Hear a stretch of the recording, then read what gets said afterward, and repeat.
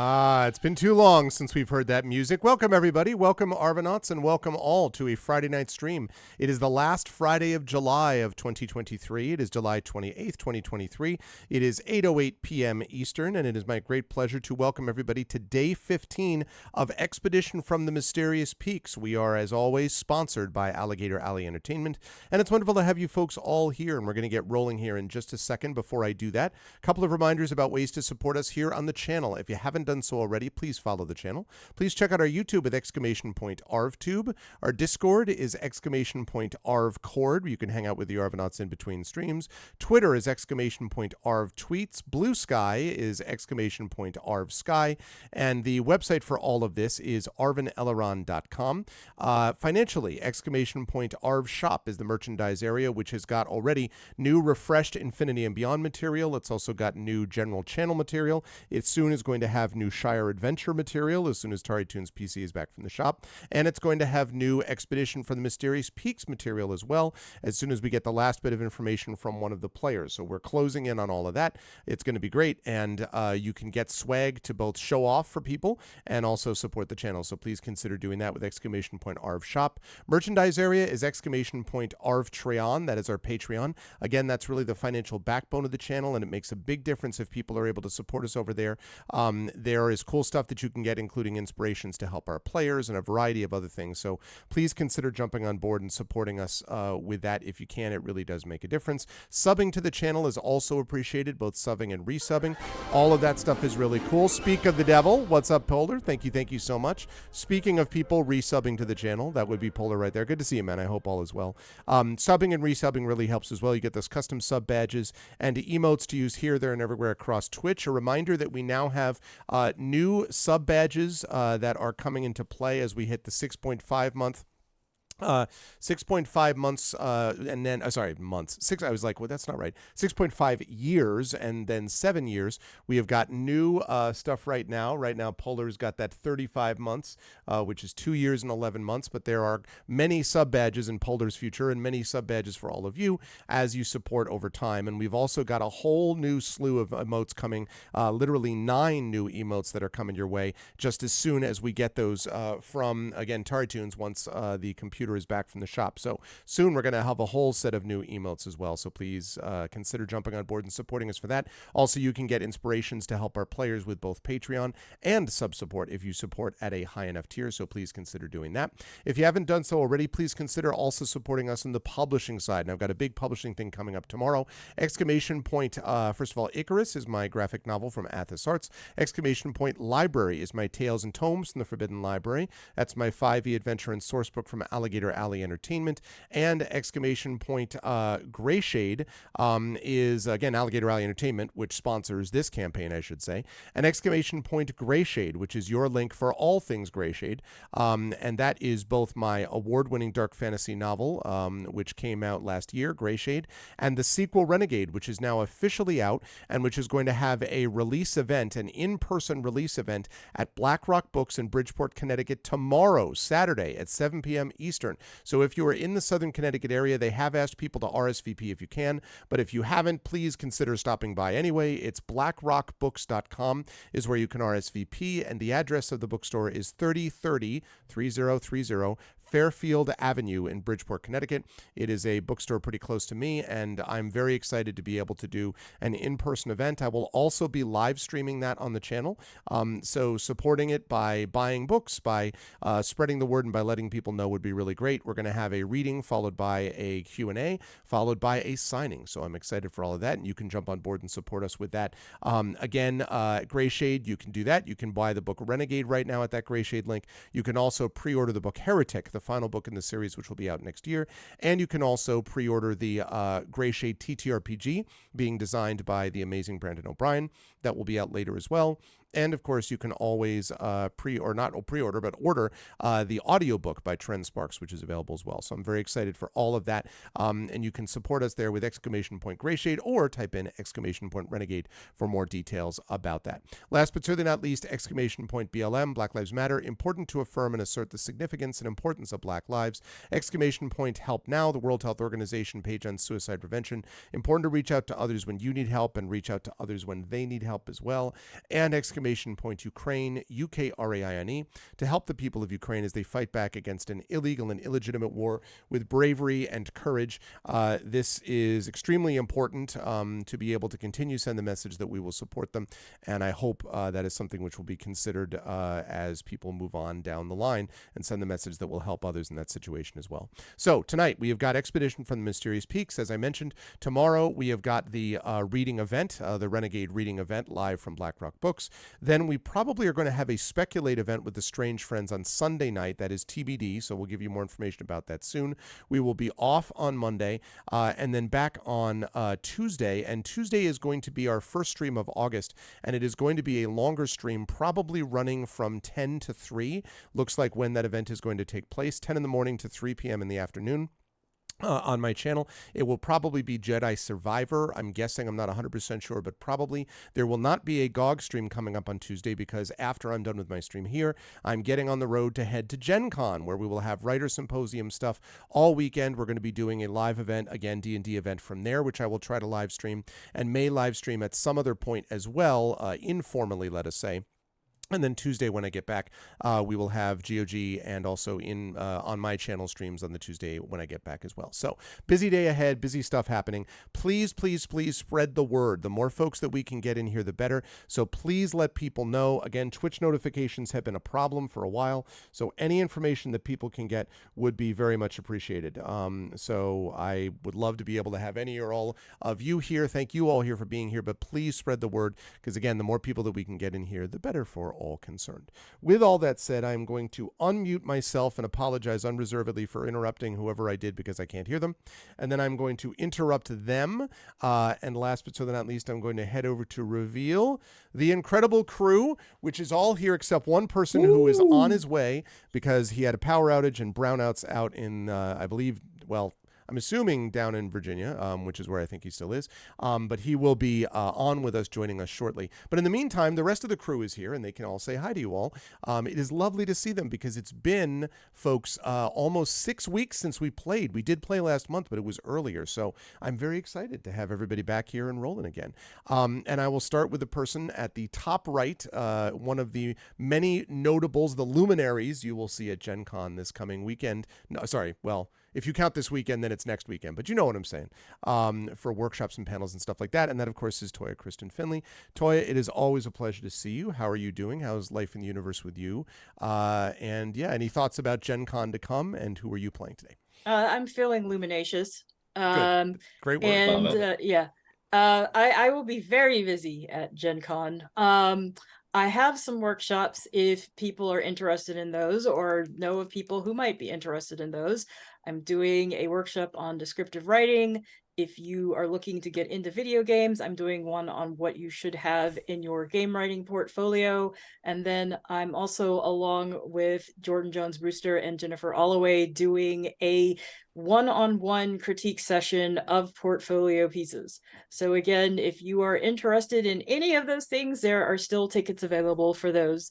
How am I feeling about the world in general and stuff like that? Well, it is hot here, and I'm really hoping there are not any fruit flies in this room, because the last time we played, there was one that kept buzzing in front of my face, and I would not want to be doing this the whole time. And it's really hard not to do that. So, yeah. I know the feeling. Yeah, that is really annoying because it's just big enough to be annoying, and you're just like, God. So I hear that. It's a great pleasure to have Toya with us. And who are you playing today, by the way, Toya? Oh, yes, I will be playing Nals Darkly, who is a bard. Yes. Nals Darkly, who is I almost said mage, but that ain't right. I was like, that ain't right. She's a bard. Human bard with College of Spirits, by the way. Yes, College of Spirits, human. What else? Awesome. On a bridge. Yep. Fighting some drones. Got a servant named Uncle Bones. Yeah, it's Uncle Bones. Yep. So it's all good. It's going to be great, and I'm excited for all of that. Thank you, Toya. Always a pleasure. Also a pleasure as well to have Kat Rambo with us, the second luminary that I mentioned, who will be at Gen Con and the Writer Symposium as well. I don't know if you're feeling luminacious as well, but if so, you can tell us, Kat.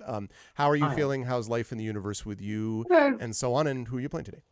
A little warm, but really looking forward to Gen Con. I'll be doing a workshop called 20 Types of Terror, exploring horror subgenres that I think is going to be fun. Also going to be doing one on story fundamentals, how to write short stories, and systems of magic, how to use your magic to enrich your world building. And then I'm on a whole bunch of panels too. So I'm really looking forward to it because I love Gen Con. I am playing Fob, a lizard person rogue with many daggers.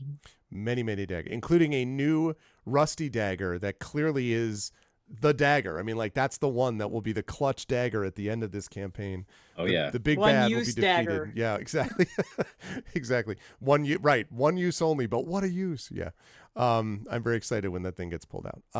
Always a pleasure to have Kat with us. Last but certainly not least, always a pleasure to have one Mr. Zach Clay with us as well. Zach, it's good to see you. We will not be seeing you at Gen Con. We'll not have you as the luminary there, although you will, chat, have Zach as a luminary showing up at Porch Fest in my band's album release, as the band that Zach, myself, and our friend Michael Bruce, the guitarist, we have our new album called Exodus, which is releasing next month, and Zach will be there for the release event, which will be happening. Several thousand people will be around my house. That's actually true, because we are doing Porch Fest, not because they all came from my porch, although I'm sure they will all congregate. Activates the teleporter under his porch. Yes, I have no doubt that that's all going to happen. Anyway, it is always a great pleasure to have Zach with us. Zach, how you doing? How's life in the universe with you, my friend? And who are you playing today? Amazing. I am very excited to be here. The world and the universe is awesome. Weekend events, weekend plans.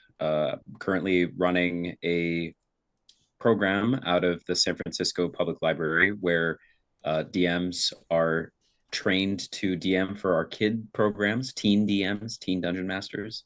And tomorrow they'll be in their third week of DMing these kids. So that's been great. And sorry, Zach, bear with me one second, because when Johnny came in, all the windows are messed up. Oh, Chad, no, I'm just going to keep talking. Just yeah, I was just going to say, I know it's out of the window.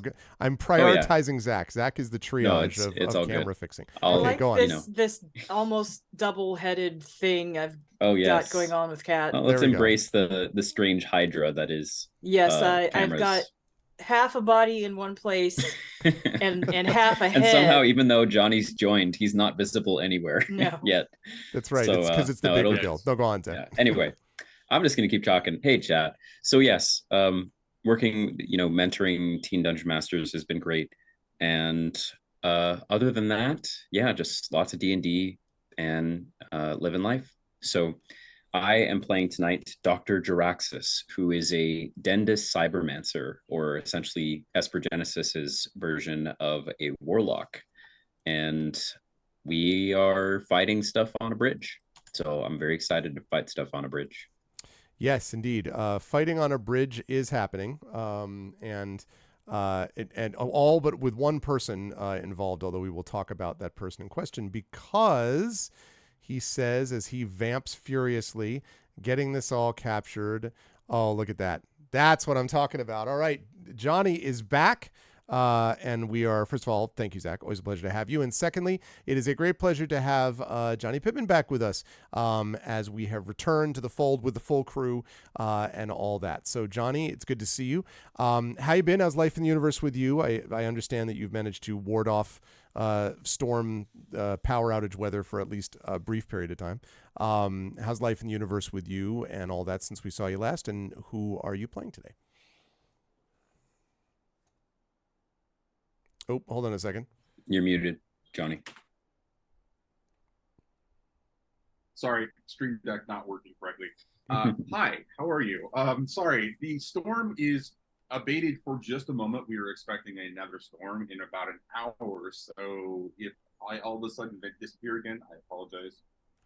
This one came out of nowhere. We had clear skies and 95 degrees today otherwise. No, things are good. Hello, it's been a month, I think.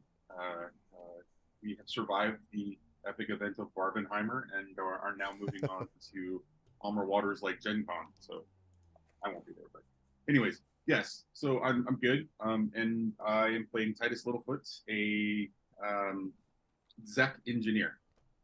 Yes. And I'm excited for all of that. And in fact, I should say that we are going to be right in the middle of it, chat. We're actually starting in the middle of a combat. I forget what I referred to this as, in medias combatus. That's not my that's horrific. You know what I'm saying. In medias battle is what I'm saying, in the middle of a battle. That's right, Helness, 5 days away from Gen Con. But we are starting in the middle of a combat, and what we're going to do is we're going to start with that. In fact, I'm going to fire up some music to do that. We are going to start with that, and I'm going to talk about the recap while we do that, and then we will get into the battle, and Titus may be joining in the middle of that battle, as we will discuss depending on how things go down. In our last session, several things occurred. Titus has been off with the direwolf Gamork, who has not been tamed. I hasten to point out, but has been, grudgingly brought along, let us say, for the moment, after the party managed to defeat Gamork and the rest of the direwolf tribe. Gamork is a modified direwolf as well, and it is partly because of that Gamork has decided to go along with the rest of the party, insofar as the party, specifically Nulls, has managed to convince Gamork, for the moment, that there is some... They may be stronger than the ones that actually modified Gamork in the first place. And maybe just out of amusement, Gamork decided to find that out. But Titus, who really wanted a mount, decided that it was important for Titus to be able to be like, you know what, I'm going to convince Gamork to do this, which sounded great, except for the fact that Titus does not understand Gamork, or vice versa. This was a Nulls Gamork thing. So Titus is currently riding Gamork, and 2 sessions ago, Johnny was not with us last session, 2 sessions ago, Titus and Gamork went down into the valley, and basically on one of the cliff faces, one of the cliff's edge, Gamork and Titus exchanged some information. There was maybe some mutual understanding slightly, and then a drone popped up and basically started hovering up towards the bridge, and making sounds of dangerous attack.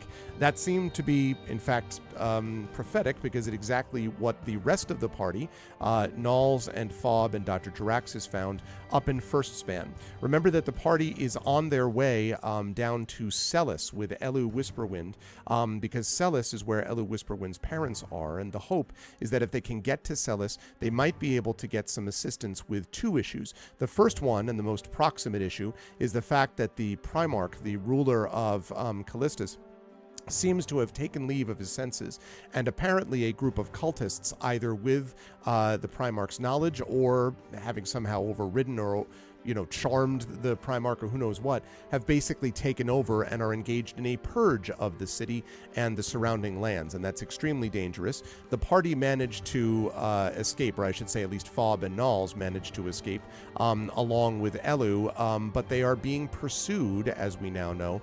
We don't know how far behind, but they are being pursued by agents of the Primarch who are trying to find them and track them down. So one thing they're trying to get help with is that issue, but the second issue they're trying to get help with is to get more information about the distress signal coming from from the crash-landed freighter that landed hundreds of years ago, which has for some reason started to sound again and has sent the distress signal out into the cosmos, which is the same one that Titus and Jaraxxus and company picked up on. Their ship, the Sunrider, collapsed and crash-landed on the planet. They then managed to make their way down towards where civilization would be, where they rescued a man named Darmuth, who was being pursued by a group of these Magitech creatures, these strange robot striker creatures that seem to be half human, half robot, grafted together in some bizarre way. They saved Darmuth. Darmuth realized, as a powerful wizard, that he needed help, they all needed help, and that they could come together. And so the half of the fantasy characters, half of the Espergenesis characters have gone to the north accompanying Darmuth. The other half, this group here, has accompanied Elu Whisperwind to the south, and after a series of adventures has made their way to First Span and is now crossing the bridge, which they will then go down to the south to go to the Valley of the Ancients, and then on to Celis. That's the theory, but here's the reality. As they're crossing the bridge, having been allowed to do so by Span, the troll that runs the joint on the bridge, they were attacked by a set of drones. And it was in the middle of this combat that we actually had to pause for that session. So let me give everyone a quick rundown of where we're at. Nalls has 24 out of 24 hit points is what I have you at. Fob, you were at 21 out of 21 and took out one of the drones already. Elu has been hit once, although does not seem to be in imminent danger of death. There are 2 drones remaining. There is also a Magitech Striker, this basically another one of those robots, the grafted robot things that I mentioned, which is charging across the bridge. Good news is that there's also apparently guards and a troll charging from the other side of the bridge, but they are still some distance from each other, so we'll see how the party will need to handle things for the next couple of rounds anyway. And lastly, Dr. Jaraxxus with 14 out of 21 hit points and 6 temp hit points is what I have you at. Does that measure up with what you got, Jaraxxus, or no? That does. Usually the temp are taken away first, though. And so I have myself at 20 out of 21 because Right. the temp would be... Right, but I thought that you had actually lost this in between the temp being restored, though. But maybe I'm wrong about that. I thought there was something where the temp had been lost, you got hit by something, and then you restored it in between turns. I may be wrong about that, though. I don't think I did. Okay, well then I shall put you up to 20 out of 21. Okay, yeah. I shall do... Because usually I have the temp at the start, and then I think I've just been Eldritch blasting.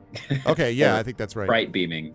Everybody a lot. was So Eldritch yeah, I don't think I did it. Which by the way, I noted that I still have my Symbiont mark, which is my hex, Yes. on the drone that is attacking Elu. Yes, that's right. And we I'm have still concentrating on that. And I think we have one drone on Elu and one drone... I'm trying to remember if that other drone was dealing with Fob or with Jaraxxus. I don't think it was on Nalls. Anyway, I'll figure that out by Yeah. that time I get back up to you. So we're at the top of the round, and the round was... and by the way, Titus, I will include you in initiative. I'll tell you when you come into the initiative round. You're not there yet, but I'll tell you when you're sort of back in the mix. So Nalls is back at the top of the round. What would you like to do? We have one drone on Elu and one drone... I think it's on Jaraxxus. I think we have one drone on you and one drone on Jaraxxus. And the Magitech Striker is on the other side of the bridge, not within range yet, probably a round or 2 away. And I stepped back away from them because I have a spell that I would like to use at some point, and I want to make sure I don't hit them. Yep, I remember that. Yep. Which, let me find it. It's Thunderclap, which I can do within 5 feet, but I can't do that right now. How far away are the drones? The drones right now are floating about 25 to 30 feet, variable, in the air, floating above and out above the chasm a little bit. Okay. I have daggers. Okay. That worked for Fob. Yes. So I'm going to... Okay, who's closest to me? Bob or Elu?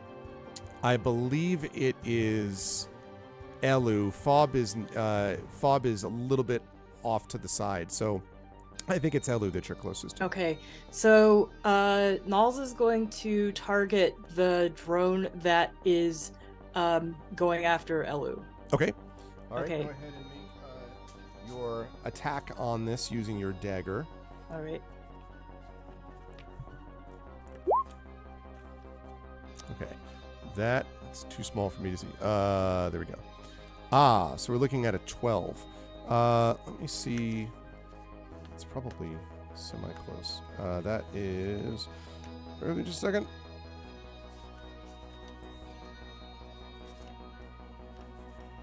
Oh, okay. I had them... I was like, aren't these Magitech drones? They're actually strike drones, in case anyone's curious.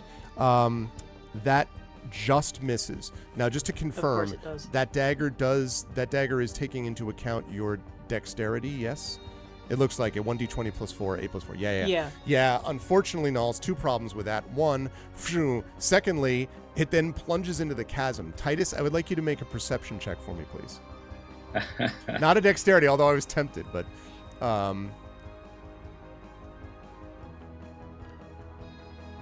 and you're muted, I think, Johnny. Unless you're silently murmuring. Multiple mutes happening at the same time. I apologize, guys. Okay. Here. Perception.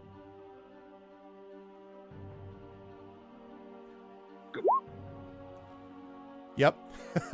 So Gamork at 19, right? So Gamork is, you may remember, Gamork was basically running with you, like sort of jumping up to try to get up to, higher up the bridge. Basically was like ascending on the side again. And so as you do that, you look over just to see this dagger plunge down in front of you, like not on you or anything, but literally plummet into the chasm from above you clearly. And it must have come from the bridge based on the way you're headed. You also, of course, hear the sounds of combat above you, the pew-pewing of the drones and so on. After about maybe 10 seconds as you're flying up, you hear, from down below somewhere in the chasm, and you don't know what that's about. But anyway, so unfortunately, Knowles, that is one lost dagger, unless you go all the way down to find it later. But that dagger is currently, at least not in the target that you aimed at. Are you going to stay where you are, Knowles, or are you going to move anywhere?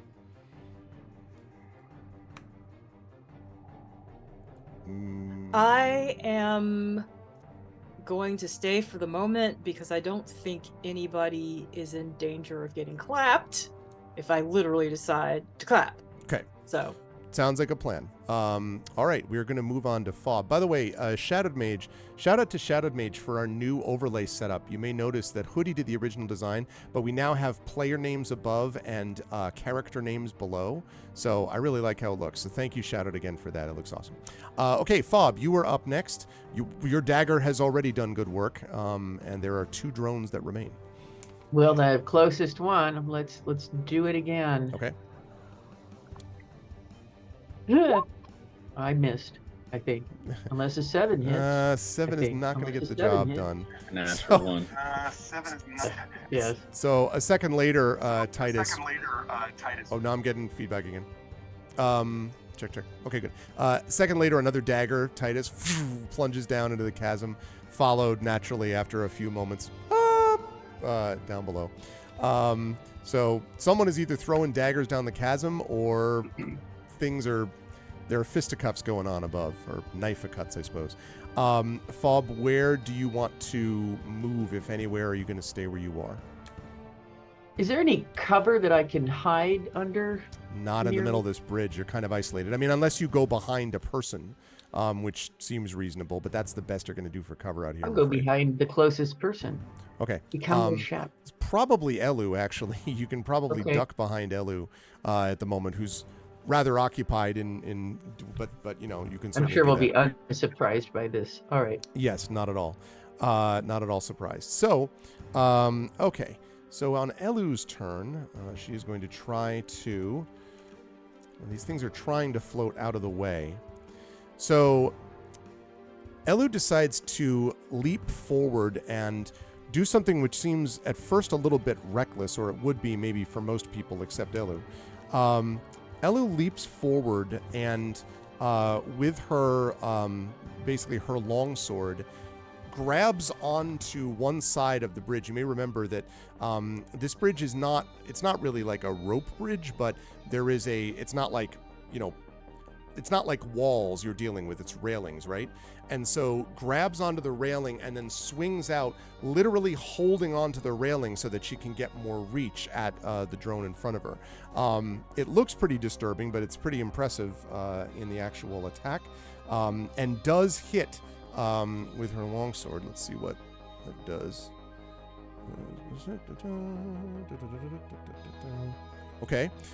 Solid hit, actually. You see a bunch of sparks going up from the drone, and you can see it kind of spiraling around, which may explain why the drone at the next point decides to continue to attack Elu, because it is the drone's turn next. Elu pulls herself in just in time before the drone makes its attack.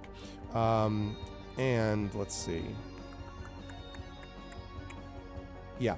it's going to come in. So remember that both of these things have gun mounts, but also have those curved blades on the wings. And so it flies in to attempt to use its wing blade. I don't think that's going to get the job done. Yeah, no, it certainly isn't. So she manages to kind of dodge as the thing flies overhead, and then turns. The other one, which was on, I believe I said Dr. Jaraxxus, I think is who I said it was on. The other one is going to fire away using its gun mount at you, Dr. Jaraxxus. And that is a 13. Yep. Okay, so... And that is going to be, that is 8 piercing damage as you're struck by it. So I think we're looking at 12, right? Because you're at 20 and your temp were gone. So That's right. all right, so 12 out of 21. Okay. Mhm. Now, the bridge you can feel starting to vibrate under the weight of this Magitech striker, which is coming from the other end. Doof, doof, doof, doof. It's not there yet. Again, probably a turn away, but it is definitely charging down, and it looks loaded for bear, or in this case, loaded for party members. And you can see, not only is it charging towards you, but you can see that one of its gun mounts, as it charges down, is starting to basically energize, you can see, as if it's going to be firing shortly. And with that delightful news, we come to Dr. Jaraxxus. All right. So, exactly how many drones are still left? 2 left. There is one badly damaged by Elu's attack, and then one that's just hit you that is not damaged at all. Okay. I think even with just 12 left, I think I'm in a good spot to try to take out one of them, the one that's already pretty injured. So Okay. Jaraxxus will raise a hand and shoot out another sprite beam of these minuscule sim bits and emotes and pixels that shoot out and form an eldritch blast of some sort. I like to think of it as in television characters, which is going to be, just zipping towards the thing. Okay. Exactly. All right. Let's see whether that does the job. Yep. Okay, here we go.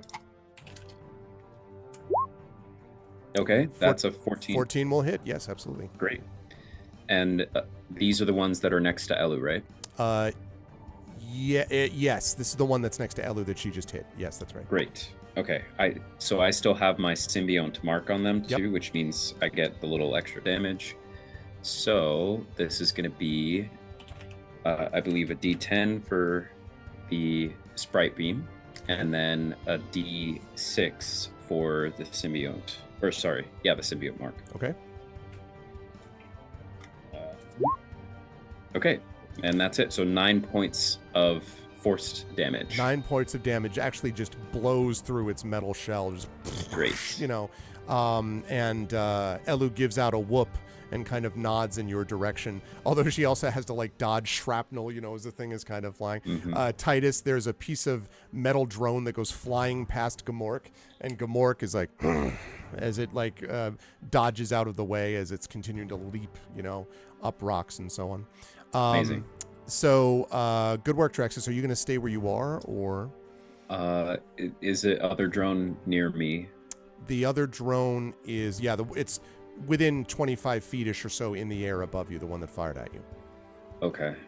Yeah, I'll just stay where I'm at. I will use a bonus action to Okay. move my symbiote mark to this next drone, because Okay. when your current target dies, you can move it to a new target. Yep, I So love it. I will do that, and that's my turn. Okay, that's going to bring us up to the top of the round. Titus, you're going to be coming in at the end of this next coming round that we're going to do. So you will appear on the scene, one way or the other, although there is a question I will have for you about how you want to manage that. So I'll ask that when you get there. Nulls, you want a initiative roll? I'm sorry, say again? Do you want an initiative roll? You haven't gotten one. No, you'll come in at the end of this round, and then you'll do your initiative after that, and then you can slot in with everybody else. So, Okay. Nulls, what would you like to do? Is one drone left, The and only also thing a charging striker. The only thing I really can do at the moment is throw daggers. That's Okay. literally the only thing I can do right now. Okay. So Let's try this. Dagger it up. Remaining. Well, finally, sheesh. Aha! There you go. That's an absolute hit. Definitely hits. Let's see the damage Okay, that the you do with damage. this thing. Okay. Very nice. Very solid hit. Actually, almost throws the thing off its axis. Just. Also, it means that the dagger is not lost, although we'll see how. I'm not sure how you retrieve it if the drone blows up, but that's okay. You have hit it. You have damaged it quite a bit. So good stuff. Where do you want to go, Nulls, if anywhere? Again, I'm away from everybody. Yes. I mean, not far away, but yes. Well, the thunderclap is within it's 5 feet. Yeah, you actually are all the way. You're the closest person to the charging Magitech striker, if that's of any Okay. interest to you, on that side of the Well, bridge. It's let not me- there yet, though, but It's not there yet. be getting here next Hmm. round. Okay. Well, I have a feeling the drone will be taken care of by the time it gets here, so I'm going to move back Okay, away from the charging striker. away from the charging striker. Okay, Yeah. so you will move back. You're all sort of grouped up a little bit here as this happens. Okay, Fob, there is one drone with a dagger, heavily damaged, and the charging striker, and you are behind Elu as we speak.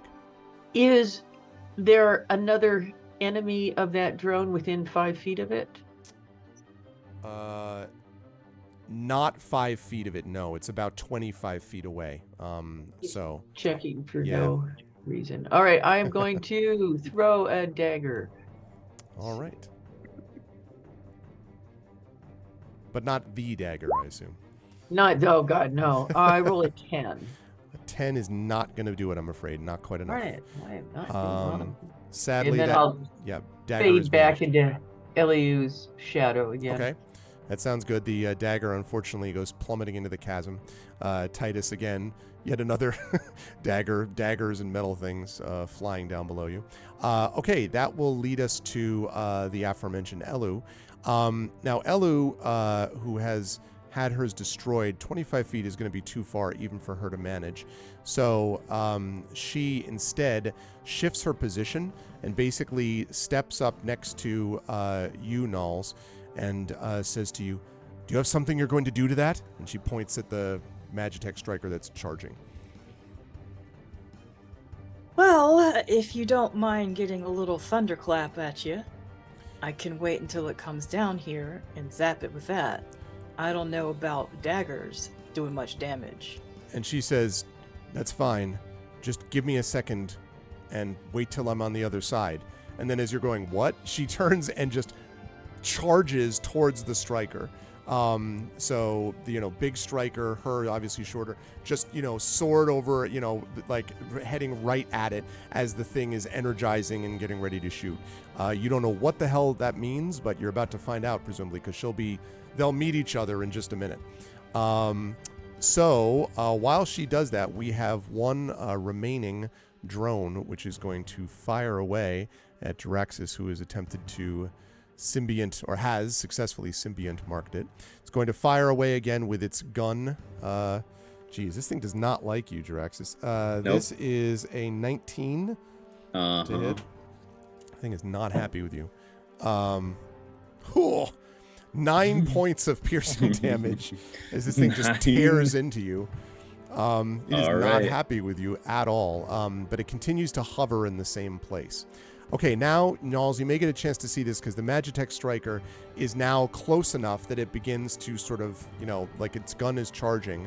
And it fires, but as it fires, Elu slides underneath it, basically just through the legs, and it fires directly above it, narrowly missing all of you, by the way. You're all, and comes up on the other side, and the striker stops and then kind of swivels. So at the moment, the striker has its back to you and is dealing with Elu, but it definitely outweighs and probably outguns her, so just keep that in mind. That said, it has now stopped its advance. It's dealing with Elu, and that leads us to Jaraxxus. You've got that one drone that just slammed into you. Mhm. Yeah, it pulled a Moon Knight. Exactly, Helmus. Exactly. Okay. And so that when you say the striker, that's still just this one drone that's left. No, I'm sorry. Yes, the strike drone that's on you. Yeah, I should Okay. specify. Striker is the robot thingy, the grafted human robot that's on the bridge. The strike drone is the flying thing that you're dealing with. I see. And the strikers made it up to us. Well, made it up to Elu because she charged it, and basically, so it's still I like see. I don't know, 35 feet from you probably. Okay, got it. So we have this one striker and then one strike drone. Right. And the striker is unharmed so far. The strike drone Got is it. badly hurt. Okay. Speaking of badly hurt, I am. So I'm going to use one of the Esper talents or Esper abilities, and I'll. We see Jaraxxus after this blow from this drone, kind of falls to his knees and instinctively reaches for a button on his visor that he's never pressed before. Ooh. And when he does, he then stands up and says, "Try hitting me now." And you see when he says that, his voice then rings out in triplicate as 3 illusory versions of Dr. Jaraxxus appear next to him. Nice. And I'm using Clone Pack, which is essentially like a mirror image. So I'll read it real quick. All it's going to do is make it so that if something tries to hit me, they might hit the illusion first. So yeah, it says 3 illusory holographic duplicates of yourself appear in your space for 1 minute. They move with me and mimic my actions, shifting in position. Each time a creature targets me with an attack, they roll a d20 to determine whether the attack instead hits a duplicate. And so if that happens, then we can roll for it. But that's my action. Love it. And then my bonus will be to hope that I don't get hit. And that's my turn. That's good stuff. And I high five my illusory duplicates. Your hand goes right through them. You're like, I mean, okay, good stuff. Okay, now Titus, you have a decision to make here, because as you can, basically Gamork has been charging up the side that you started from, the side where First Span is, rather than the side across, to try to get back up to the bridge. It's now gotten close enough that it can do that. And Gamork is gathering himself to do something. Now, you don't know exactly what. You are within probably 10 feet of the railing of the bridge, you would guess, on the side of First Span. And to your western side, to the left, you can hear the sound of guards yelling and screaming and sort of like, running feet, and the sound of a which is probably a troll if you had to guess, also charging towards the bridge. So the reason I ask you this is you have a decision that you want to make. Gamork obviously hasn't consulted you. Gamork is going to do something, you don't know what. Are you going to let Gamork do what he's going to do? Or are you going to be like, wait, no? Or are you going to what are you going to try to do with Gamork? Or yourself on Gamork? The whole relationship that was established as we left was that I was following Gamork's lead. I was going to keep up with Gamork, and I was going to follow his lead. And basically that was me, using my, magnetic sort of like grappling setup to be able to go onto the metal armored parts of his body and just kind of ride along. Okay. And based on the way that ride went that first time, like I was able to kind of just, being small and being sort of like the agile sort of like rat-like creature, I was able to just hold on. Yep. So I'm going to not do anything but follow Gamork's lead. Okay. So because clearly he's got some intention that, I'm trying to earn his trust here. So I'm going to just keep going. Okay. Until it makes sense to let go. So given that that's the case, he gathers himself and then grunts something at you. And then you feel the world drop away below you as he makes a mighty leap.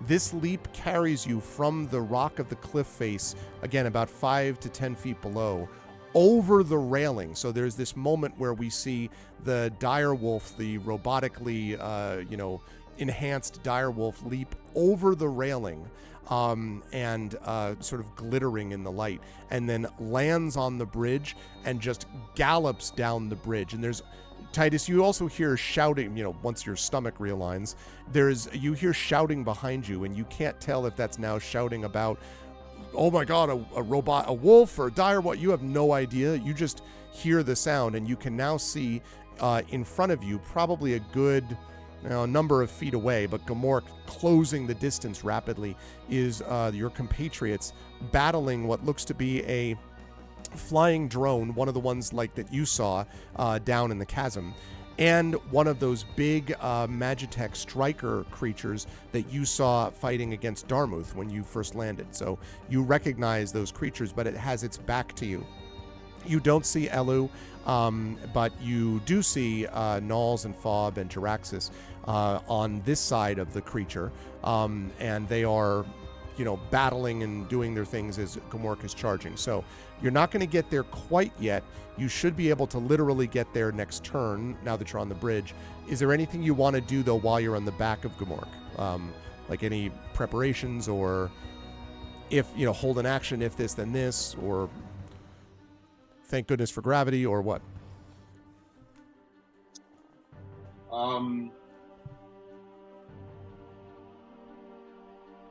I'm imagining because of the movement and the speed at which I'm going, you're not going to allow me to take an actual action, but will you let me take a bonus action? Oh yeah, I'd let you take a bonus action.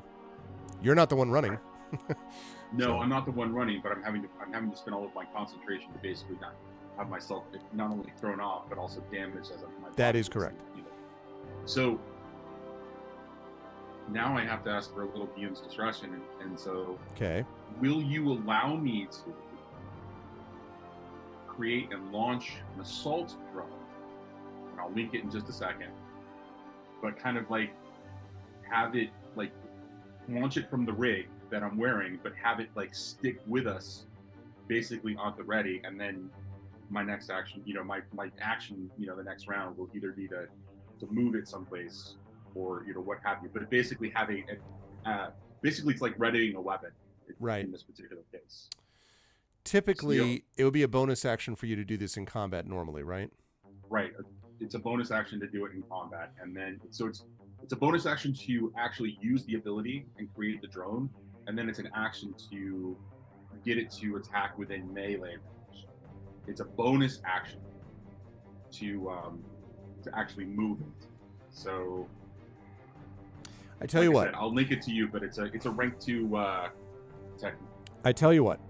I will allow you to do this if you are able to make a mechanics check for me. Sure. And if it doesn't work, I won't have you use it won't like burn the talent or burn the point, but I will see if you can do this. It's a little unorthodox, but I think that I don't think they were like, what happens if I'm on the back of a charging modified direwolf? So I don't think that was part of their thought process. Maybe I'm wrong. Come on, Rich really thought of it. Rich, I mean, listen, Rich is a smart guy and all, but All right, it's a 10. okay. It's average, so I don't think I'm going to do it. Yeah, I would say that it doesn't quite work as you're sort of struggling to hold on. Once they arrive, I will say that once he arrives at the scene, then you can do it even though you're still on his back, because he won't be like, like at full sort of run. But I would Right. like you to roll initiative for me now, Titus, please, so I can add you into that mix. I'll take the 18. Okay. So, slot that in there. Okay. Now, so long as you stay on Gamork, you will be moving with Gamork, so you won't have control over your movement, but you can technically still take actions separate from Gamork. So you can like attack and stuff like that separately, assuming you're within range of these creatures. But as long as you stay on top of him, then he'll be the one calling the shots about where you move, because he's the wolf, and as you said, you are sort of staying with him. So with that said, that will bring us up to the top of the round, and that will lead us to. Oh, I'm sorry. One thing I wanted to ask first, Fob, what's your raw dex score?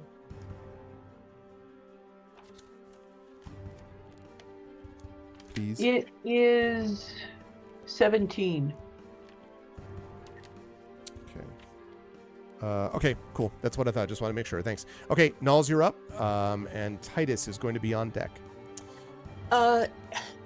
Is there anything unusual about the armor that the striker is wearing?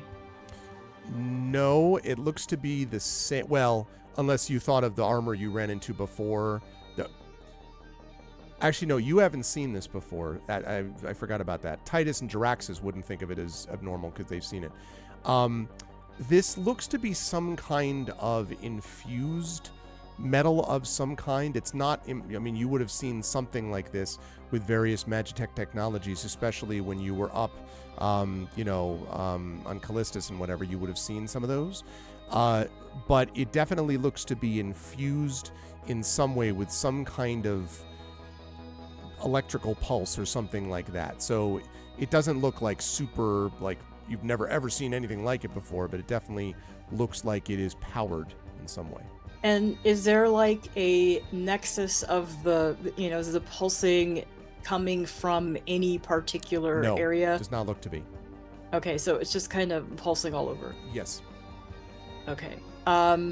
And how far away is the striker now? And where is Elu? after Elu the is up slide on to it. the legs. Yeah. Elu Elu is is on it. Is on it. Well, I mean, not literally on it, but like is literally right next to it on the other side. It's probably about 25 to 30 feet from you, Knowles, facing away from you. Okay. So, it's still a little far away for a dagger strike. Unless you move up to it or move up close enough. Because I'm about 5 feet out of range. I would say well, I mean, you could still throw a dagger. It would probably be, I'd have to look and see what the close and long range is, but you could just move up if you want 5-10 feet and then chuck something at it. That would be fine. And as I say, it's not facing you at the moment. It's paying attention to Elu. Okay, so yeah, Elu's still too close. Okay, so I'm going to move up and throw another dagger because that's all I can do. Okay. All right. You keeping track of these daggers, by the way? I've thrown 3 so far. Yeah. Let me see. Just making sure. Oh, I have 4, so that's Okay. great. That's why I want to double check.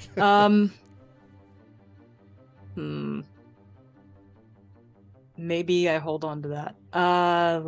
Let's see. What else could I possibly do? I mean, one of your daggers is in the drone. You could, Oh, yeah, let me go retrieve that. But the problem is, well, it's currently flying 25 feet Oh, out that's of the right, it's bridge. not down yet. It's not down yet. Not down yeah. yet. Though the image of Knowles leaping from the bridge to the drone is definitely, I mean, it's as epic as it gets. Let me see.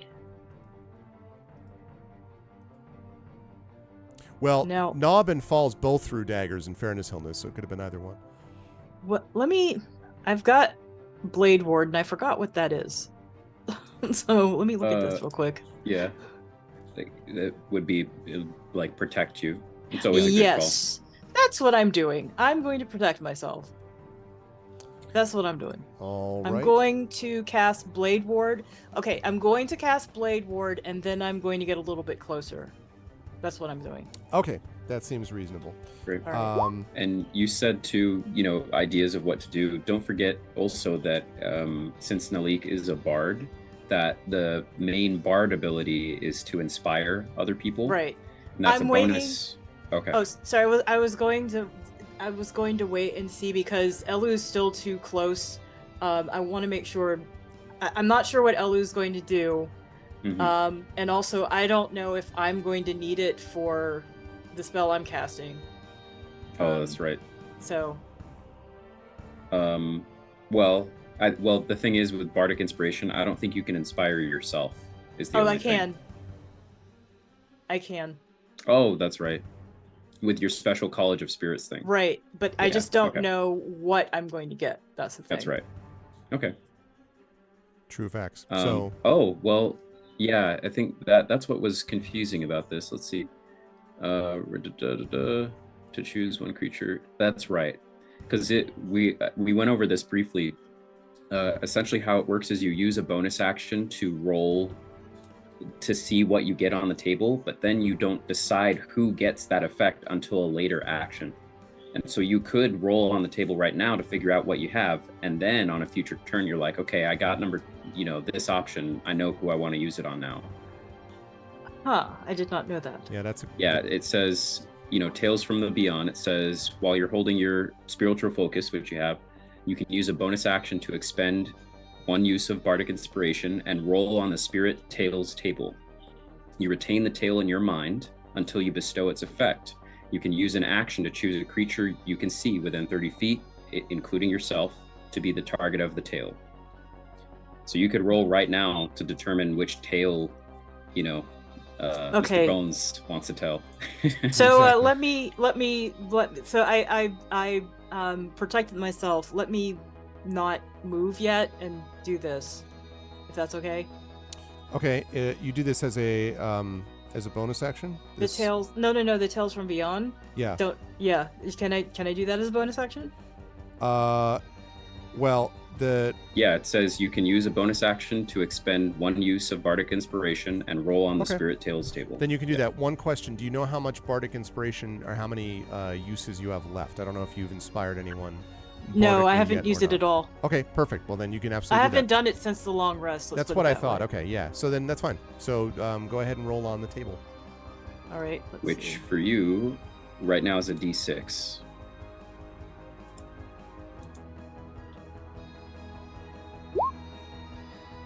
Okay. And 1's not necessarily bad either. So It rolled 3 times. Yeah, I don't see know. 3 rolls. It would be the first Well, one. I I would think. hit it. Oh, that's weird. So it'll be 1. Let me see what it is on the table. Where? There it is. Tale of the Clever Animal. Okay. For the next 10 minutes, whenever the target makes an intelligence, a wisdom, or a charisma check, the target can roll an extra die immediately after rolling the d20 and add the extra die's number to the check. The extra die is the same type as your Bardic Inspiration die. Okay. So I would roll a 6. Okay. Right? D6. Okay. Yeah, but when their roll is being made. Wow. And it says whenever the target. Yeah, so it just works forever. So the other thing I'll say is this Tale of the Clever Animal benefits someone's intelligence, wisdom, or charisma check. So that's Right. not an attack, that's not a saving throw. That's if they're trying to persuade someone or like use intelligence for history or wisdom perception. But Okay. since it lasts for 10 minutes in combat, we're fighting for only seconds at a time here. This might be something you want to help someone out with after combat's over to help smooth over a conversation or, make a check about, drone parts or something. Okay. But anyway. You run back to the other side. Hey, all of you! You know something great? Give us the Listen town. to me. Yes.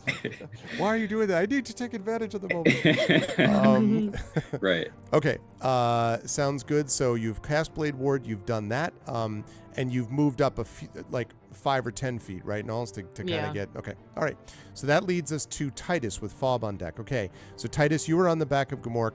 Gamork again is charging headlong towards the party. If you wish at this point, you could do the assault drone thing, because Gamork is slowing down enough that you could probably do that.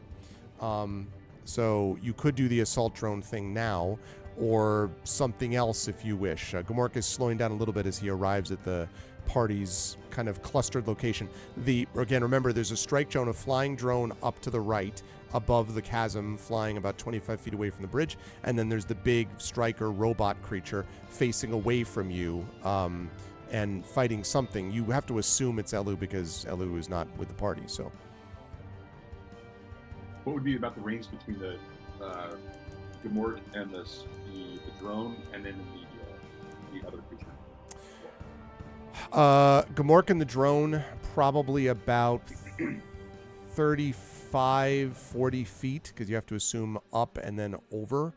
And the striker is probably still a good 60 feet, because it's past the party and on the other side of them.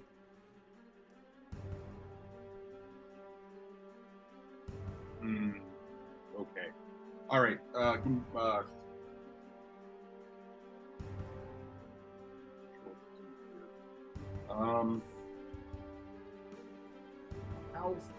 How fast would you say Gamork is moving? Like really fast? Would it be He far was from moving you? really fast. He's slowing down now because he's closing in on the party's location. Okay. I'm gonna need a judgment call on this. Okay.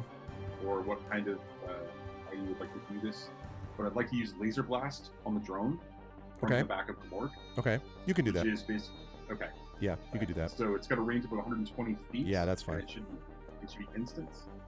So I'll go ahead and make that.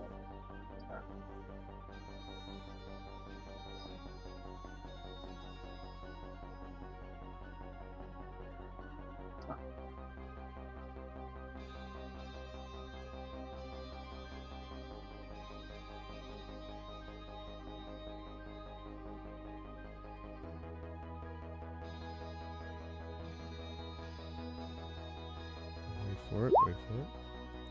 How about a 14? 14 will hit. Yes.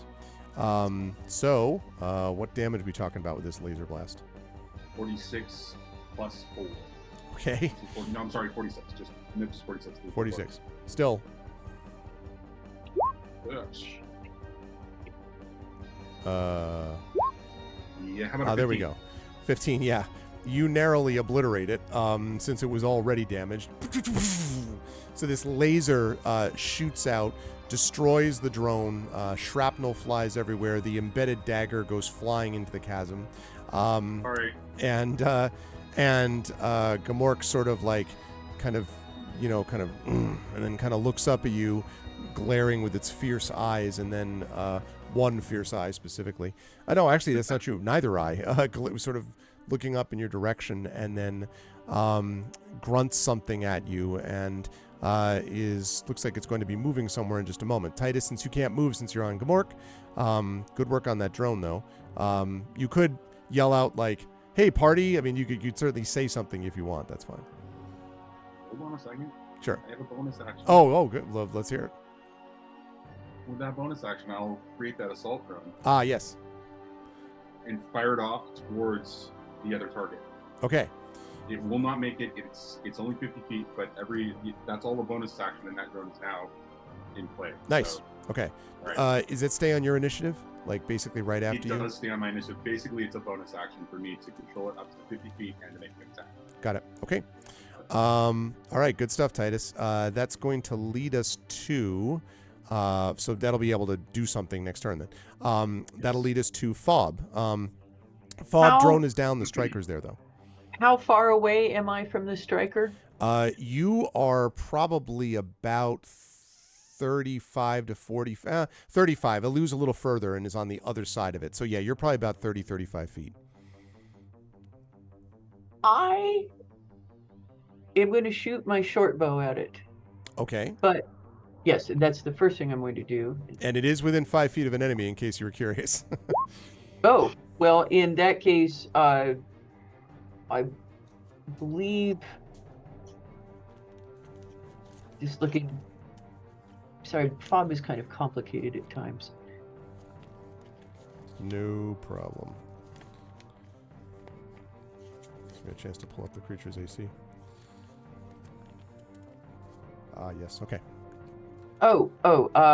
This is insightful fighting. As my bonus action, I can make an insight check against a creature I can see that isn't incapacitated, contested by the target's deception check. Okay. And if I make that, then I believe next time I can use my sneak attack on it.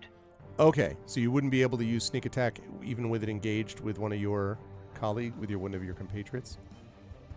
Because it has its back to you and it's engaged with. Oh, enemy. actually, yes, I So do I was have gonna sneak say- attack because it is, so I can do an Yeah. extra 2d6 damage. Yeah. All right. It's not looking at you at all. All right. So the short bow, 17, I saw, is a hit. and then the extra dice is. I think it's there, right? I think you have piercing. I think you already did that, though, if I've got that right, because I see piercing and then sneak attack damage down below. Yeah, it's 14. So was you rolled seven it. You rolled it piercings. all together. Yeah. Okay. So I got that. Okay. So 14. So it like cool, like just like jerks forward as you strike it, and it's quite a hit, Fob. Where do you want to go now, since your security blanket of Helu is no longer there? Oh having to God. charge it. Well, I've still got its back behind me. I'll just stay where I am. Okay. Actually, I'm going to go 10 feet closer, so I'm within dagger range because I would rather be throwing daggers than Okay. shooting arrows. You are probably struck by the fact, Fob, that as you get close to it, having hit it very hard, you can see it kind of sparking and so on. And maybe something out of just instinct causes you to lower your head a moment before a large armored direwolf leaps over your head Oh God! and challenge, like, just like galloping, and then leaps with a growl, really a roar almost, at the back of this striker, which is probably regretting at this point that it decided to turn and face Elu. But what are you going to do? It thought that it was, it didn't know this is how this was going to go down. Let's Right. see. That is going to hit, actually. So let's see. Interesting. Okay.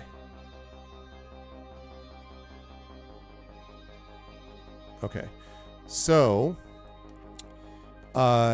it slams into the back of the striker. So since this all happens within a few seconds, Fobbs is like, "Kuh," goes forward, ducks, Gamork, and then glips up, and again, the Magitech striker jerks forward again.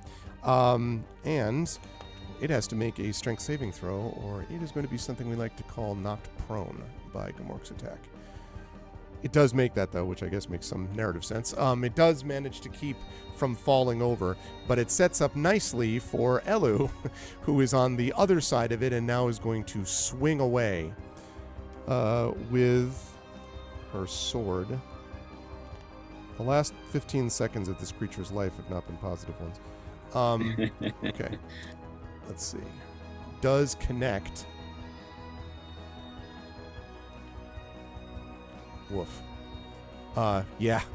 Amazing. Okay, so to summarize for chat, how that went down was Fob, nails it, followed by Gamork, which nails it, jerking it forward into home run swing Elu, who plunges her sword directly, and you actually, Fob, from your vantage point, can see the sword, so fierce is the thrust, go through the body of the creature. Now, it must have obviously, gotten a little lucky to, cut through, metal plates or whatever and come out the other side. But the creature just sort of stays there suspended and kind of lurches from side to side and then topples over the railing. As it does that, though, Elu is holding the longsword jerked into the railing and holds on. So I'm not taking us out of initiative yet. Jaraxxus, you are, the striker goes first, and it's going by being destroyed and falling to its destruction. But Jaraxxus, you can see that Elu is in trouble. She is holding on barely to the railing and is holding on to the sword. You can see her teeth gritted. She's in great pain. And, I mean, you don't know if it's going to fall off the longsword, but she seems to not want to let go of the longsword. But this is not good. She's not. That's not the design. It's not supposed to hold up a robot creature thing. So you have to decide what you want to do, Jaraxxus. You're up next. Oh boy. Okay, so she's falling off the edge of the bridge because she's still attached. Yeah, to... not falling off the edge. She's slammed into the railing, but it's threatening to flip her over the railing. Basically, is Okay. what's happening. Because her sword is still buried into this striker. And she's holding the sword. Yep. I got it. Okay. Well, Jaraxxus would, 4 Jaraxxuses would just shout, "Let go of your sword!" Okay. But that being said, I bought myself and Titus Explorers packs when we were back in, I think it was New Camenport was the name of that town. Mm-hmm. And that includes 50 feet of hempen rope. Okay. So how far am I from Elu right now? You were on the close side. 25 feet. Okay. How strong am I? Not, certainly not as weak as Kaz was. All right. I won't even use the rope. I think I don't think Jaraxxus would have much experience tying knots or, lassoing or anything like that anyway. So since she's within 25 feet, all 4 Jaraxxuses are going to charge towards Elu Okay. and grab her and just try to support her, so that she doesn't fall over the edge or anything. Sounds so good. I would like a just be strength there. check, please, from you. Okay. I don't think you get any bonus for the clones, although. Yeah. Because I don't think they're right. They're not you're physical right. forms. hmm I would love to ask for it, but it won't. That makes sense. 4 times the strength. Yeah, I can Yes. I do have an ability called Push, but that's kind of the opposite of what I should be doing Depends right on who you're pushing. now. Yeah. You could try to push the must striker make a off the strength- edge of her blade. Interesting. I'm just saying, as Yeah. written, that's Oh. part of the option. Okay. Oh, and this striker though, it looks like a sort of almost like an android, like a modified humanoid creature. Yes, almost like a really almost like a very mini mech, with this driver, this person that's been kind of grafted into it. If it's anything like the last striker you saw. Have any of the drones, destroyed drone parts landed and ended up on the bridge, or through this fighting have they all just been There's knocked off? there's one little metal bit that might be from the drone, but most of it's plummeted Okay. to the chasm because you hit them all when they were over the in the air. Gosh. Okay. All right. In that case, I think I'm gonna. And Elu, I know, is stronger than me. So here's what I'm gonna do. Is there a way that instead of me making a strength check, or maybe I would still have to, but is there a way that I can give Elu advantage instead? The help action. I guess it depends on how you would do that though, narratively. You're Because she's also using her own of course. there's Yeah, but I don't know imagine how it you're. wouldn't I don't just know be how me. you would be. Well, I mean, if you're holding her, I think Mhm. you still need to make a strength check. But if you're holding her, then it makes it less likely she goes over the railing, and then maybe the striker falls off the end of the blade, because it's gravity is working on the. It's just also pulling, and the bridge is kind of creaking Right. a bit too. Okay, here's what I'll just do then. I'm gonna grab the striker and try to pull it onto the bridge, and since she's still attached, Striker's below the level of the bridge, though. Oh. Because the sword is in the striker, and the striker is toppled off. So the striker is basically just not far below. I mean, you could jump on it actually from here if you wanted. but then I'd be over the edge. Then you would be over the edge. Yeah, There is that drawback. That all being clear, then if it's fully over, I will try then the option of trying to push it off the blade. Okay. As long as I feel like I can, push it off the blade without pushing Elu with it, maybe. So push says a gravity wave lashes out from your hand at a target within range. Yep. I make an attack against it. On a hit, the target takes a D8 force damage and must make a strength save. On a failed save, I push the target 10 feet away. Okay, it's not going to be making any strength saves because it is destroyed, it's incapacitated. Right. So it's So just definitely make will not the make a strength save. make the attack. Just the attack. Yep. Okay. All right. Here we go. Okay. Okay. I'm gonna use an ability here, actually. Okay. So, maybe for the first or second time, but the Cybermancer that I am, the subclass is the Director Cybermancer, which Jaraxxus has for his influence and celebrity. Yes. And so this feature is, my main feature at 3rd level is perfectly balanced once per short rest. When you or a creature within 30 feet makes an attack roll, saving throw, or ability check, I can use my reaction to have the d20 roll be treated as if it had rolled a 10. Oh, nice. You can choose to do this after the die is rolled. So I will use that once per short rest and make it a 10 on the die, which would make it 15. With a wink and a nod to the recording, probably. Yes. That will hit. So Great. 15 does hit. It's going to fail its save. So you said push 10 feet away. Yep, and a d8 force damage, even though it's already dead. Yeah, already destroyed. 8 but force, 8 force I blow it damage. apart. Yeah. Phew, so you come up next to it, and sort of Elu isn't even looking at you for a moment, except when you do this push thing, it goes. Mhm. phew, flies off the end of the blade. Elu sort of staggers back, barely holding on to the blade. It plunges into the chasm, and as it plunges into the chasm, there is a moment's sort of silence where everyone's just kind of staring down at it, right? And just kind of like looking at what's happening. And then you hear this, and then something down below makes this little like, and then is cut off and silent, and then and there's the sound of some explosion from below in the chasm. So out of combat, good work everybody, but as you're all like Gamork sort of like turns a little bit and is sort of standing there. Elu and Gamork for a moment, I think probably Titus gets the best look at this, are sort of staring at each other. And you have no idea, Titus. Actually, make an insight check for me, Titus. Let me see if you do have an idea of what is happening in the gaze between them for a minute. Ooh. You're apparently the dire wolf whisperer. So with the 20 insight check, there is a moment where you get the very distinct impression that two adversaries are reassessing each other. It's only a moment, but it's not the usual Gamork, and it's not the usual Elu, like, folded arms, just for a moment. And then, as you all sort of stand and look around, you can see the sound of guards coming, and in front of them, of course, is Span, the troll. Now, right now, this is going to become important in a minute. Right now, Titus is on the back of Gamork and is behind the rest of you. So at the moment, even the troll would not be able to see over Elu, Fob, Jaraxxus, Nulls, right, to see what's behind them. So you'll see why that matters in a moment. Span comes up and is like, I didn't expect to see that.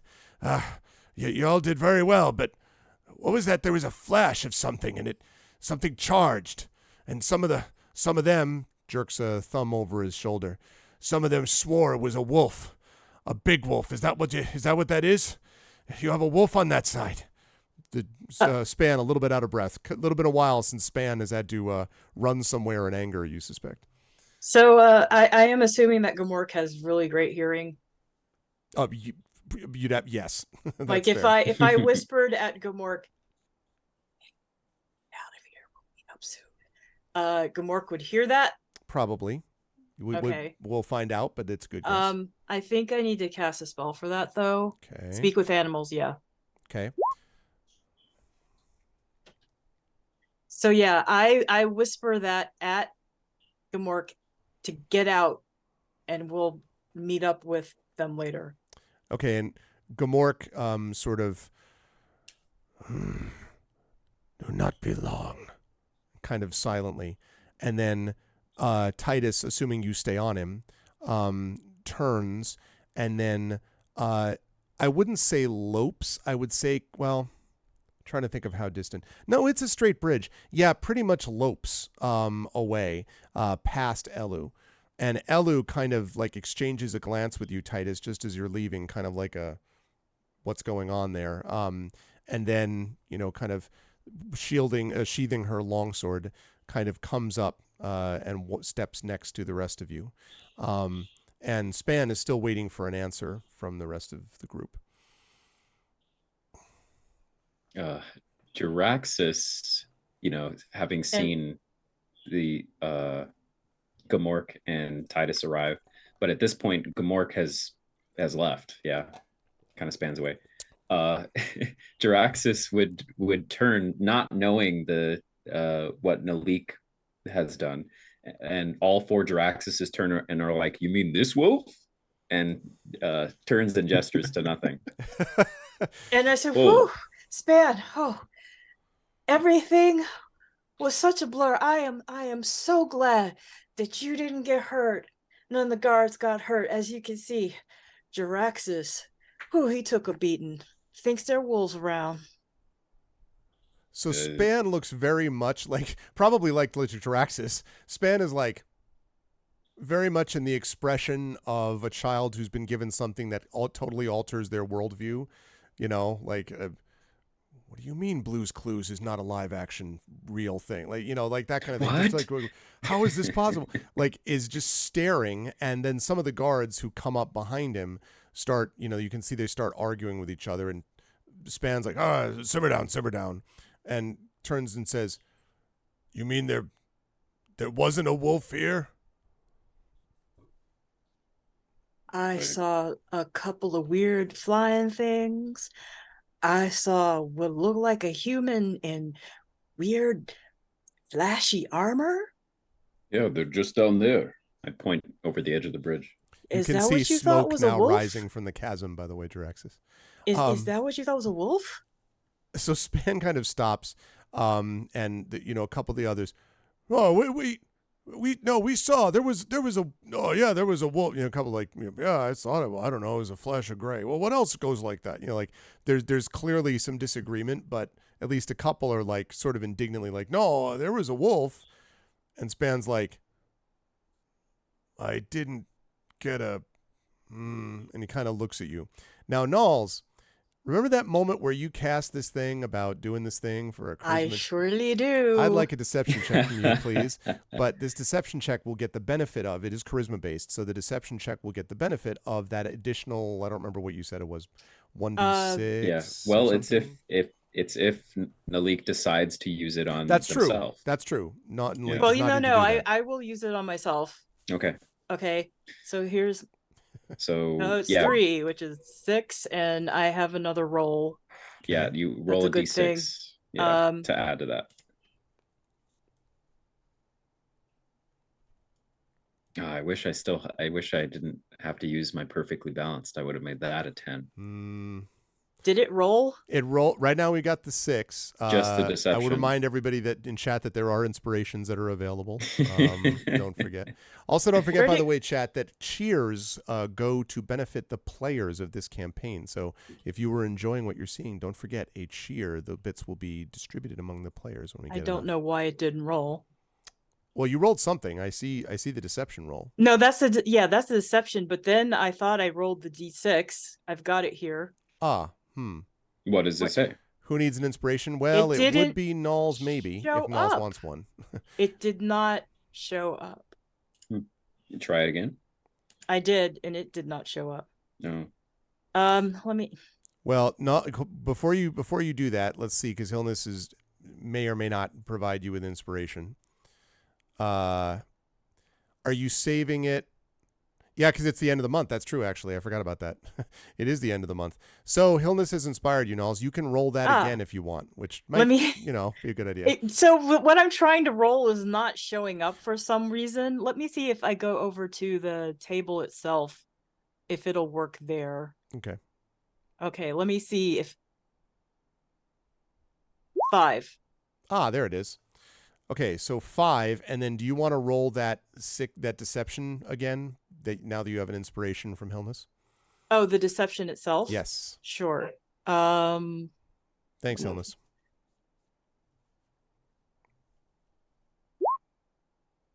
Oh. Oh no. Let's see. I thank you for the help, Hillness. Oh man. So Span kind of like, and he kind of pushes his way. Now he's not being rude, but like when a troll moves towards you, you just kind of like, it just parting the waves type of thing. He just passes you, and kind of peers off into the distance. And he says, I saw something leap up on this bridge and then run right towards you. I don't know what that was, but I don't. And he looks at the 4 of you, Juraxis. It wasn't any of you 4. And then he stops for a moment as if he's just noticed. Why are there never mind. And then he says, me and the other Juraxis just Spider-Man point at each other. Yeah, exactly. There's a tremendous sight gag, by the way, for that in the new Across the Spider-Verse, which if you have not seen it is amazing. So good. And then he looks down at Fob. He looks at you, and he kind of bends his face close. No, you're green, not gray. And then looks back up. And neither of you are really gray. Well, enough about wolves that people may have seen or not seen. We were just attacked by weird drone creatures and a weird cybernetic guy. Yeah, there's been weird things happening. I've seen those drones, those things before. And normally they don't bother anyone. But there's been more of them of late, and I never liked them. If they ever came close enough, I usually just catch them and throw them down into the chasm myself. But, well, there haven't been any this way. As for that other thing, and he kind of like leans over the railing down, seeing the trail of smoke coming up, and says, I'll have to go down there myself. It's going to take a little while and find out what that is. I've never seen one of those things before. Oh, We also need to see what that thing is. So we might I be wouldn't able to mind. help. And he says, maybe. And he kind of like, I don't know, it'll take a while. And he kind of like grunts at the guards. Guards are all sort of looking at each other, and he's like, all right, well, you can keep on crossing anyway. I'm going to have to go back and explain whatever this was that just happened. And I'll have to see if I can set up a perimeter on this side of the bridge. And he kind of like slams his foot down, causing the bridge slightly to wobble just to make sure that it's like solid. And he's like, yep, structurally sound. I would have expected as much. And then he says, all right, any of you hurt? And he looks at all of you and he sees very all the much. he's like, At about this point, Jaraxxus's mirror images would fade away, and as they do, they kind of like reconvene into Jaraxxus, Okay. and I'll do the innervate temporary hit points again. okay, so you have And roll 6 for temp now. those. Or I'll roll for it manually since it's Oh, right, acting it's in the not moment. necessarily 6. I'm sorry. Right. Oh, okay. I get 8 this time. Okay. All right. So he sort of, watches that occur, and then he fumbles in his pocket, and he says, all right, now don't eat this all at once. And he tosses to you, Jaraxxus, this, it looks like he's just chucked to you some tree bark, but you don't actually think that's what it is. When you catch it, you see it's some very sort of thin, well, I shouldn't say thin, twisted, let's put it that way, sometimes thin, sometimes thick, kind of meat, some kind of dried meat. And he tosses it to you and he says, all right, you should be able to get 2 good meals out of that. Like I said, don't eat it all at once. And you might want to eat that. It's going to go bad in a couple days. Now, it looks to you as if it's been in his pocket for a week, but anyway. And he turns around and he says, if I were you, I'd get the rest of the way across the bridge. You're all kind of sitting ducks out here. Once you're on that side, you should be fine. And if we find anything about the thing down there, we'll tell you. But in the meantime, you said you had a trip to go on. So Nalls is going to nod and then go to the drone with her dagger in it. The drone Is with the the dagger. drone didn't land on the bridge? No. The drone with the Okay. dagger, in fact, is not even a constituent drone anymore. It's All now right. just sort of Alrighty. blew up. I'm sorry to say. You Is do there have your one any- dragger in reserve, at least. Are there any pieces of any drone There still is on one the bridge? small piece. Yes, there is one small Okay. piece which did fall on the bridge. Yes. Okay, Nalls is going to go pick that up. Okay. Still hot when you pick it up, actually, Knowles, and very jagged on its edge. This is the one that Titus's laser blast just obliterated. Would it be an interesting blade for a weapon if one to fashion it into it? Well, if you fashioned it by shaping it, maybe as it is now, it wouldn't be serving. But you cut they ain't yourself as shivs in much as this something. world? Yeah, but only I don't know if you want to have a shiv that also cuts you while it shivs the person. Right now, the whole thing is jagged, so you need to, wrap it a little bit. But I like the idea that you're making a push blade out of a drone part. I mean, I could maybe see that if you can wrap it in some thick canvas or something like that. Let me see if I have anything in my inventory that would be good for that. While you're doing this, by the way, Titus, on the other side, Gamork has gotten to the other side of the bridge, well out of visual sight now of the town of the opposite side, and kind of slows and turns, and then very slowly, and so slowly at first you don't even realize what's happening, kind of sits back on its haunches. So like all of a sudden you're like, why is my world shifted? And then you're like looking up like this because he's sitting back on its haunches, and then says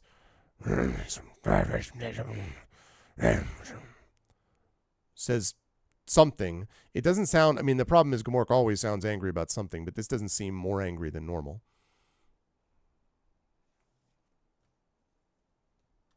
Titus lets go of the magnets, and slides off the back of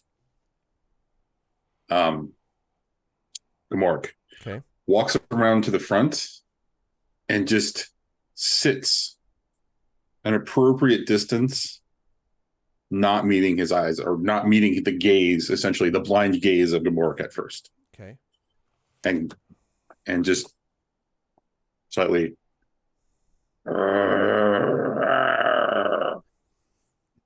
in submission. I love this image. The camera, I think, is focused with the great back of Gamork on one side of like the bridge, and then on the other side of the bridge is, on the other side of the opening to the bridge is Titus doing that, and then you see the bridge is in the middle, just sort of leading down towards the party as they make their way. What a great image. Okay, Nulls, Fob, and Jaraxxus. Assuming that Jaraxxus, you got to know what you want to do with that meat. Nulls, you gathered that piece of metal together. I'll ask you in a moment. Just hold on one sec. I'll ask you in a moment about whether you were able to wrap it. Fob, are you doing anything with what's left of the battle site here? If there's any loose daggers lying around, I'm taking them, but otherwise that's about it. Yeah, sadly and rather wistfully, a lot of those daggers are at the bottom of the chasm, I'm afraid. Although they did their job. I mean, there's definitely that. Most of them, sir, did not do their job. Okay. To be real. Fair enough. A couple of them did their job. I was thinking of them in the aggregate. You know, if you look at them as a group. Okay. Are you able to wrap? Did you find some like strong material? I have not. The only cloth I really have is what I'm wearing. I do wonder though, because Elu was injured. How badly is Elu injured? Not as badly as Jaraxxus. Okay. Elu was hit, but wasn't like horribly hurt. But Jaraxxus has something to eat that will heal him, correct? I mean, who knows what the troll jerky will do? I was going to say Jaraxxus is going to take a sort of, bite from it and see what happens. I would like a con saving throw from you, sir. Yes. Of course you would. Come on, Zach. You know you play games for this. Oh, no. How about a natural 1 for a 2? That's So that's not all bad news. Does not mix well with Dendis physiology. So here's the bad news. The bad news is that when you eat it, it's this horrific, you're like, and you kind of immediately like just sort of spit it out again. However, in an odd way, even this sort of not half digested, you barely ate it, but like slightly, digested piece, even as it lands on the bridge, it actually did heal a hit point of damage despite your having thrown it up. The question is whether you can hold it in your mouth for long enough for you to actually swallow it. Nonstop has inspired your Jaraxxus. You can do this again, and then you can use your inspiration of this con saving throw on the troll. Yes! Let's go. All right, so it didn't even do that. Wow, critical success. That means that you get the benefit of all that. Good stuff, Nonstop. Even though I should have ex post facted it. Essentially, just let me grab the D20 and flip it upside down. Okay. So how much of the jerky would you want to eat? It's got enough for 2 doses. You don't know what the doses do. So now when you say it's got enough for 2 doses, did he give me 2 pieces of jerky? Basically, yeah. Or a piece that's big enough it could be broken into 2. Okay. And do I get the impression that 1 dose is 1 hit point? No, more than that. I see. The only reason I was going to give you 1 is because you spit it up after having it in your mouth for 2 seconds. Okay. Well, Jaraxxus was meaning to turn to everyone and say, I'm pretty hurt, and Because of my rig and my sim matrix, a lot of my abilities refresh just within an hour. Do we want to, kind of looking at Elo, who's also injured and might be the one he can incentivize the most to do this, says, are we okay with, maybe we reach the other end of the bridge, set a camp for just an hour, rest a bit, maybe reconvene with Titus? And she nods. And by the way, just so you're clear, since you did manage to eat that thing, one dose of it, it actually restores 5 total. So Okay. you're up to 9, I believe I have. No, I had you at 3 before, right? So it'd be 8 Right. is what you would end up with, 8 out of 21. Yep. You have 1 dose left. And Elu, in answer to your question, says, yes, but we can do it on the other side of the bridge. I don't like how exposed we are here. And we Mhm. can't stay for long. If those things came once, who knows if they sent any messages back first. We need to get to my parents. If you need an hour, we can give you an hour, but we need to get heading down into the valley. I'll take an hour. In that case, Draxus will eat the one half of the jerky and then leave the other just in his possession. Okay. So I'm sorry. So you're just sticking with the one that you. Yep. Okay. Yeah, because I'm figuring we're about to take a short rest, which would let us use hit dice anyway. So That's right. And what I'm going to ask you to do is this is how I want to do this for the players. I'd like you to do the hit dice roll. Then we're going to take our break because we're a little over halfway through. And then when we come back from the break, you can all communicate with the reunited Titus, Gamork, etc. crew, and then we can start heading south. Down. Hold on a second. That's cool. Sure, Titus. I have so instead of them using the hit dice, Titus was going to, once rejoining with the group, find out who was injured and run a mass treatment. Oh, okay. Which means I can heal up to 6 people. Okay, let's have you do that now then. Right now, the only people who are hurt are you, which is 14 out of 21. Elu. That's correct. Elu is a certain amount. I can't tell you how much exactly, but is a little hurt. And then Jaraxxus is at 8 out of 21. Yeah. But I mean, Johnny, doesn't that expend a spell or something? Do you get that back after a short rest? We use hit dice anyway, Yeah, I mean, you're welcome to use hit dice. At the same time, the likelihood of us needing being in another combat fight situation right now. I mean, I'm already down pretty badly. Like this would be my last spell slot, and I don't have anything that I can do on the other. I can't do anything rank 2 right now. Okay. Besides, like, I don't have a combat. Like I only have support skills essentially at that level. So yeah. So well, I mean, no, it's up to you. If I were you, I would save it if we're in the thick of combat, a mass treatment, rather than these hit dice is the only time we can roll the hit dice, right? So the other thing about it is a non-combat spell. It takes 10 minutes for it to actually activate. Oh, okay. So it's ritual anyway. Interesting. Basically. Okay. Yeah. So it's you're welcome to use hit dice. That's totally fine. Okay. I just have a feeling that we're going to need those later. Yeah. So go ahead and do your mass treatment, and then you can supplement if you want. Both Titus and Jaraxxus can supplement with hit dice. And we'll I take have our- healing word, which is why I was asking Oh, who's okay. more injured. Yeah, right now Yeah. it's definitely Jaraxxus, Titus a little bit, as Titus is somewhat hurt as well, and Elu less so. but healing word is an action. Is that correct? Or even shorter, a bonus. Yeah. So that's the kind of thing that would be perfect for combat. It's a spell. Yeah, so then what they're saying is hold on to that for combat, Okay. because Titus doesn't really work in combat. So Okay. the hit dice and this makes sense to use out of combat, I think, is basically what they're suggesting. Yeah. So Titus, that mass heal works on everybody? It works on up to 6 individuals. Same amount though? Like you one roll? Same amount. Yeah. Okay. So that's So it's 8 for everybody. Okay. All right, so that Great. brings you to Okay, and full. I'll That spend brings- one of my 3 hit dice too, and I'm now fully back up to full. Oh, okay. Great. And so yeah, when we reconvene with Titus, Jaraxxus will thank Titus. Sounds good. Quite You good. also, are you letting this? I assume, Titus, you're also going to use this on Gamork as well, who you may remember was hurt before. Well, so I'm not sure how you want to do this, but that's kind of a conversation Okay. because before Titus would do this, he would have a conversation with, Nulls, essentially, because she still got the ability up, right? He would make sure to talk to to her about Gamork because Gamork Right. did not want to be healed by us. Right. Okay. When we reconvene after the break, we'll start with that convo and finish up with Gamork, and then we will head our adventurers south. That sounds great. And chat, you are watching the amazing, I'm very happy to be back with this crew, of Expedition for the Mysterious Peaks with Johnny Pittman, Toya Kristen Finley, Kat Rambo, and Zach Clay. If you like what you see in here, please make sure to follow the channel and all that good stuff, but especially make sure to cheer in Twitch so that we can get some bits to these amazing players, their amazing work. It is 9:47, so we will take, let us reconvene. If we can do 8 minutes, is that okay? I know it's a little weird, but that we would reconvene at 9:55 Eastern. And we will be back at that point. Until then, chat, please hold tight.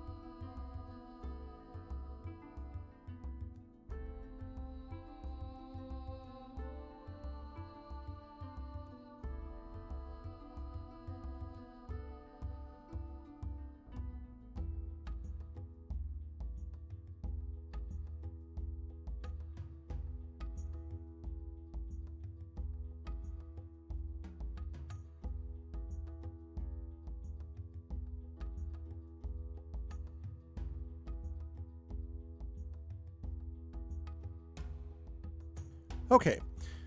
All right. Welcome back, everyone. As we are back here with the crew, the cast and crew, which are both in this case, and welcome back. Also, a quick side note, thank you to chat for some very well-placed inspirations. Hillnesses didn't do exactly what he was hoping for, but Nonstop sure did.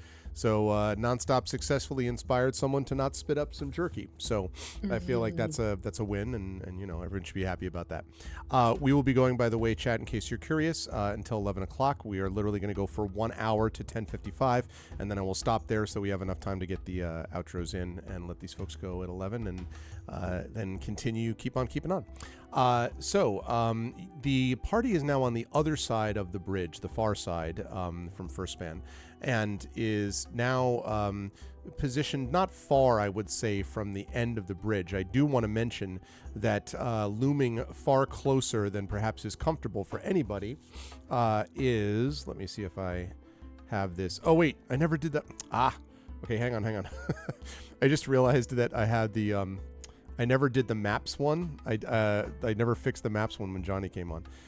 Bear with me for just a second. I wanted to, actually, I'll show you the picture. You're looming much closer to the spire that you may remember that was on the other side of the span of the bridge. So I will show what that looks like in a minute as soon as I can get the map things sort of squared away. While I'm doing that, though, Titus, you had a conversation you were going to be having with Knowles and then Gamork. So you may feel free to have at it while I get these cameras fixed. I'm assuming that, you know, after a period of time, you know, the group shows up and they'll see, you know, Gamork and I having this sort of like moment, like of rest, but there's a clear sort of like physical disposition that it indicates Titus's sort of like acquiescence to Gamork, or, you know, to his, you know, sort of like his lead essentially. But as he sees the group approaching, he will get Knowles' attention and say, I could use your help for a moment. And Knowles approaches. So you made it to the bridge with Gamork. Smooth sailing so far. Honestly, you're just gonna have to ask him. I've just been tagging along and following his lead of the, and I use this word loosely because we don't have the concept of pack. You know, the Zaks don't actually, you know, we have like broods and families and that kind of a thing. They're not packs. But I'm a little hurt, and I've got something that might pack a wallop of a heel, but I don't want to leave him out if he doesn't want to be healed without. You remember that conversation we had? Absolutely. I think I know what to say to him. It would be great, thanks. So, sorry. No, go ahead.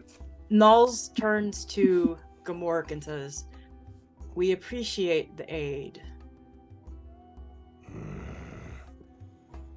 Unfortunate that you needed some assistance when you were supposedly so powerful. Well, you know something about the foe that we're fighting and what he's sending at us, so you aren't that shocked, are you? No, but now that you've seen its power, you may understand why I was not convinced you could stand against it. Well, we did. And, Titus here has a tradition from his people that when you fight together, no matter if you were always comrades from the beginning or not, you thank those whom you fight alongside. Would you be interested. What does this thanks mean? It means that you share a healing together for a job well done as comrade in arms. And he kind of looks back. Hi, JLC. Good to see you. I hope all is well. He looks at you and then kind of looks at Titus.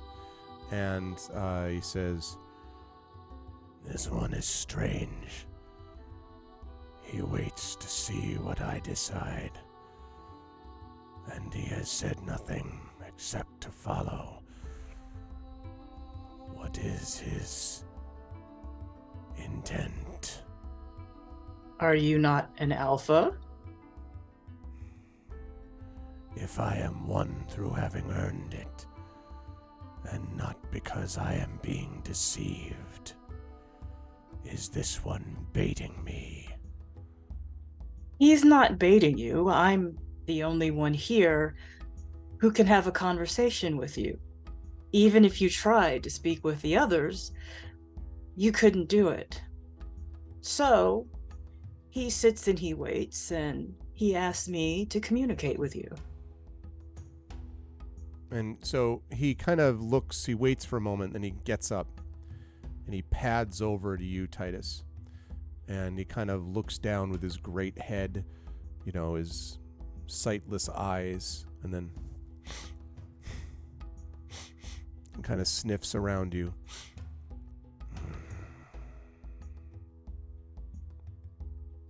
Fine.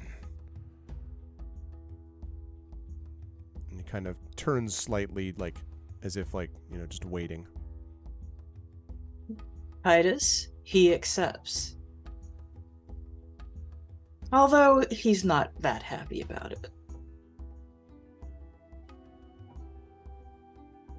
I don't need him to be happy. I just need to heal him. That's okay with me. Never looking up directly at you, always looking down below what would be Gamork's gaze. Mm-hmm.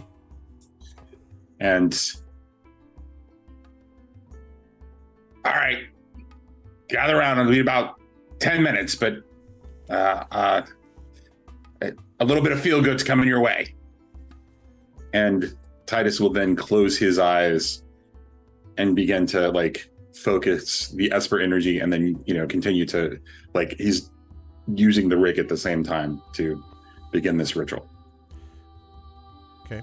There's kind of a low, as you're doing this, there's kind of an occasional kind of a low growl, maybe an assessment growl, Knowles, more than a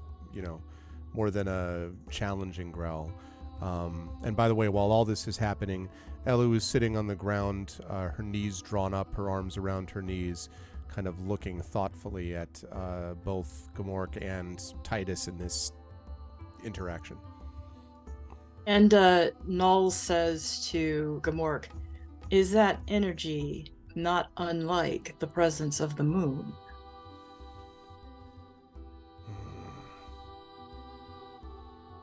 The moon is more distant, and the moon does not wish to become a member of one's pack. It stands there. I communicate with it in whispers and dreams, not in whatever this one is doing.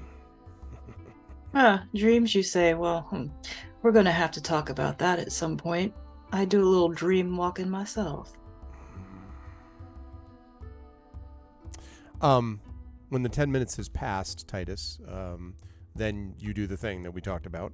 I think it was 8 points that got restored to everybody, which would include, I guess, Gamork.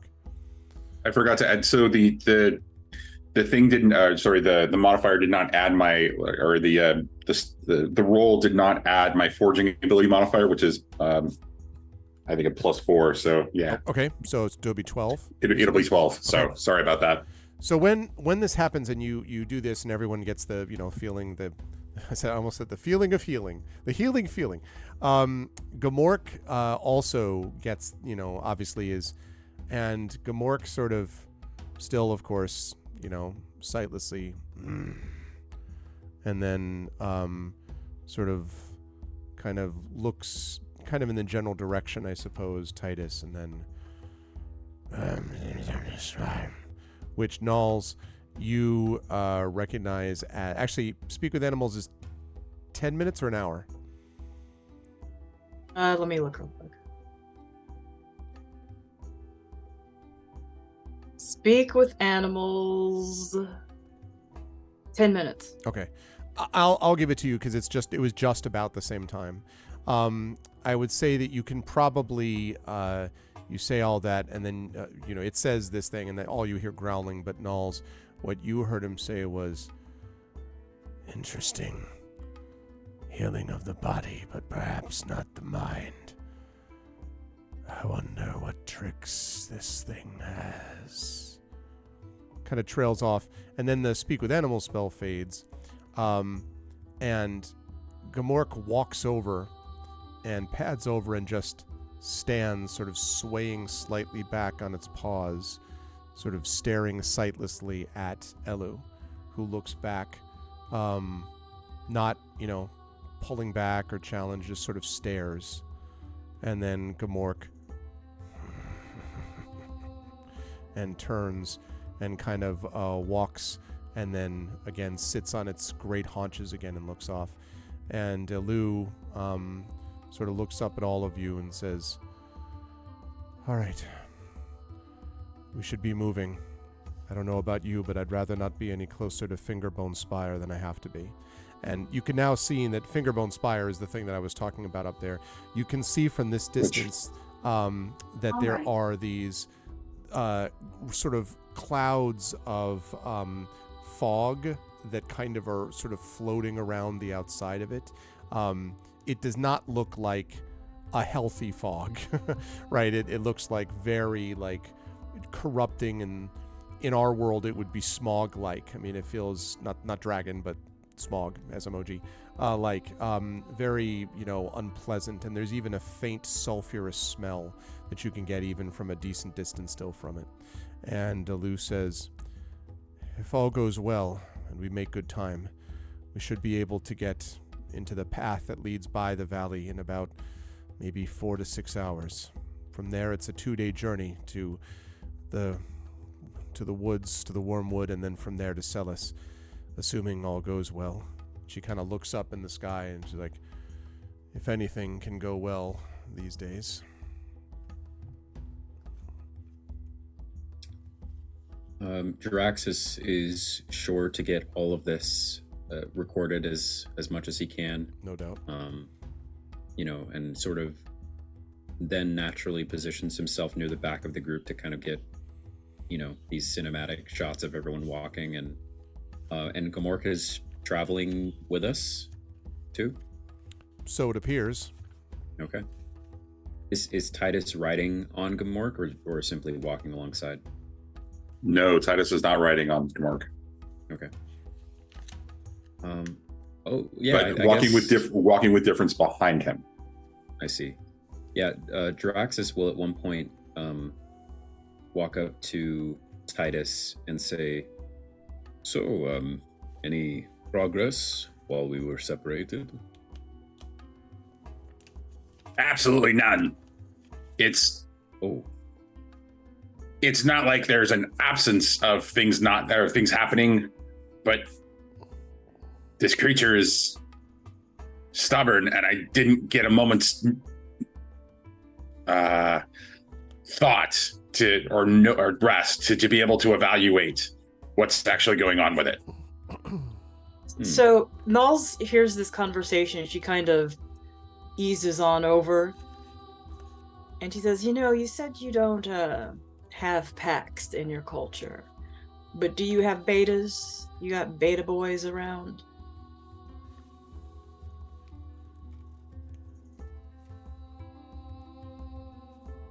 The social hierarchy in Zek, family and community and society relationships focus on elders and wisdom councils, less on individuals standing out as primaries. That's not to say that it doesn't happen, and not to say that there are some families that focus specifically on that. But collective wisdom is more important than individual strength, I guess. Well, Gamork is an alpha, and he's all about dominance and ferocity and respect. And I'm sensing the little concern that you're soft, that you show too much deference to him. I'm not saying you need to dominate him, but you need to show him a little bit of muscle, that you're not completely soft, if you understand what I'm saying. For what it's worth, the doctor of Dr. Daraxis is in various things, including a tiny bit of xenobiology. And actually, and he sort of is now almost like lecturing to the whole group, actually the alpha and the beta, concept of wolves was proven not to be very accurate, at least on some studies back on Earth, one of the other planets. Please do explain that to the direwolf. Oh, no, there's still, personality, even with creatures. But the whole alpha thing, that's, who knows? I mean, then again, I've never been to this planet before. Maybe there are alphas. And Nalstus. Here's the thing.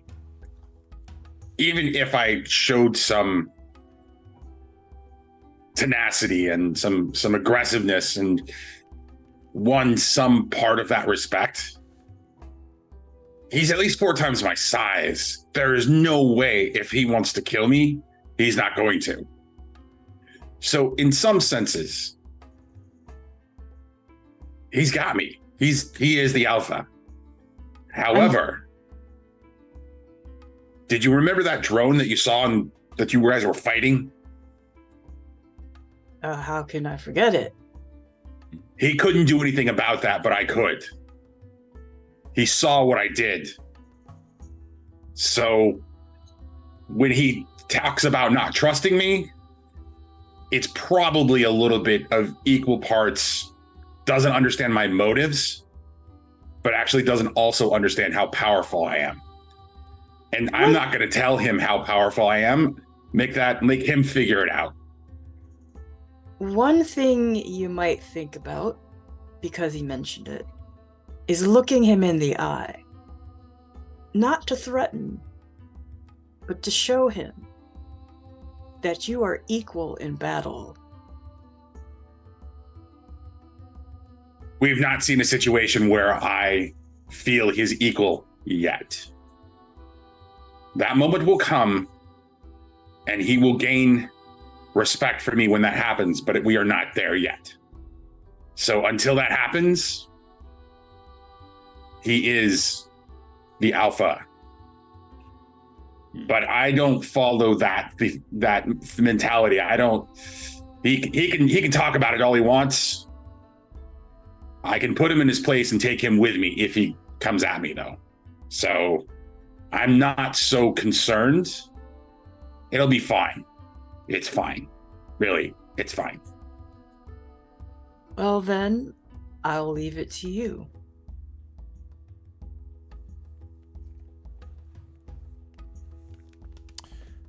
So, assuming that the rest of the rest passes somewhat uneventfully, I misspoke, by the way. It's not 6 hours down to the cleft. It's 2 hours followed by the 2-day travel. So,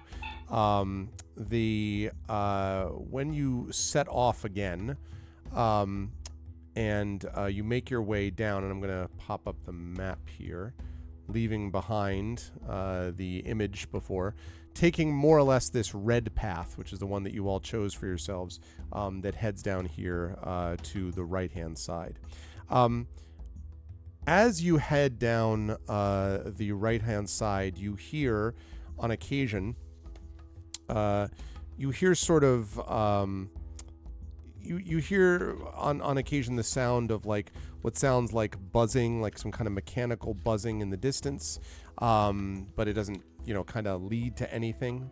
There are moments where you think you might hear a howl, and during those moments, Gmork sort of tilts his head a little bit, but that's pretty much all. As you are making your way down into the like sort of right next to the cleft, which is that number 1 on your map there, as you're making your way down, about 2 hours, I think you started in the morning, if I'm not mistaken. So you were across the bridge. So we're talking now right around midday. There are the ruins of a large building that you can see kind of near it's really kind of ambitious to call it a path, but I guess that's more or less it. Near the path. And there's a large building beside the road. It seems to be, it might have been a home or maybe an inn or a tavern or something long ago, but it's long since fallen into disrepair, and so on. You can see one side of like one of the walls is actually kind of half crumbling, but the building is otherwise intact. And you can see it from your vantage point. Nothing seems to be moving from it. You could just walk right past it if you wish. But it's the first building that you've seen, and it's sort of off here on its own, in sort of an odd way. And this is down in the canyon? Like no, number 1 not on the quite. map, or- This is around, so it is right about, I would say, here-ish. Oh, okay. Yeah. Okay, got it. What were you saying about number 1 on the map? This is the cleft. So like this is the chasm basically. Okay. You went over first span up here. This Mhm. is Fingerbone Spire, which you've now left in the rearview mirror. And so this thing that you see is more or less here-ish. Yeah. Yeah. Okay. And we are following that red path. We're Yeah, not 'cause that's going what you down said. into the- Yeah, Okay, you're not got it. going Okay, into the good. chasm. But you can see you have the mountains up here to the east. So I guess my Mhm. point is like there's kind of a flat area between Right. the chasm that's way below you and then the mountains to your left, to the Okay. west, to the east. Got it. Well, Jaraxxus will look at Fob, and then at the building, and then at Fob, and then at the building, and say, Abandoned building? Sneaky Yes. lizard folk? Yes, and Fob will virtually disappear, and then you presume that Fob is somewhere in the building because who knows? All right, can I have you make a stealth check, Fob, assuming that you No, are in I- fact trying to be stealthy? That would be reasonable.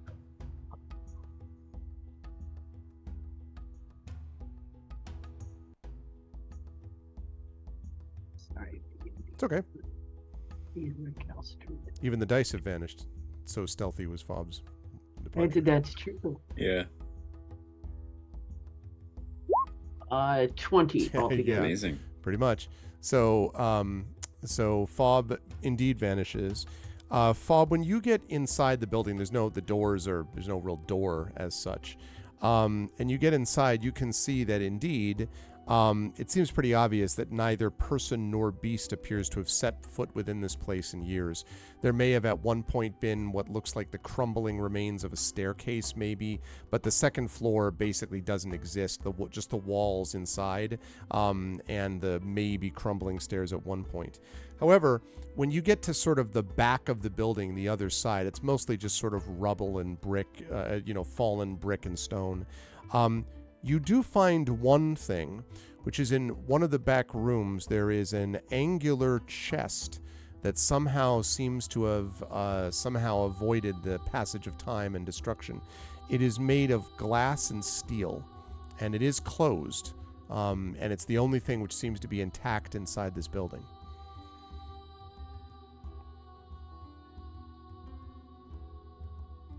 So basically, everyone is standing around outside waiting for Fob, and like suddenly they turn around and Fob is sort of there.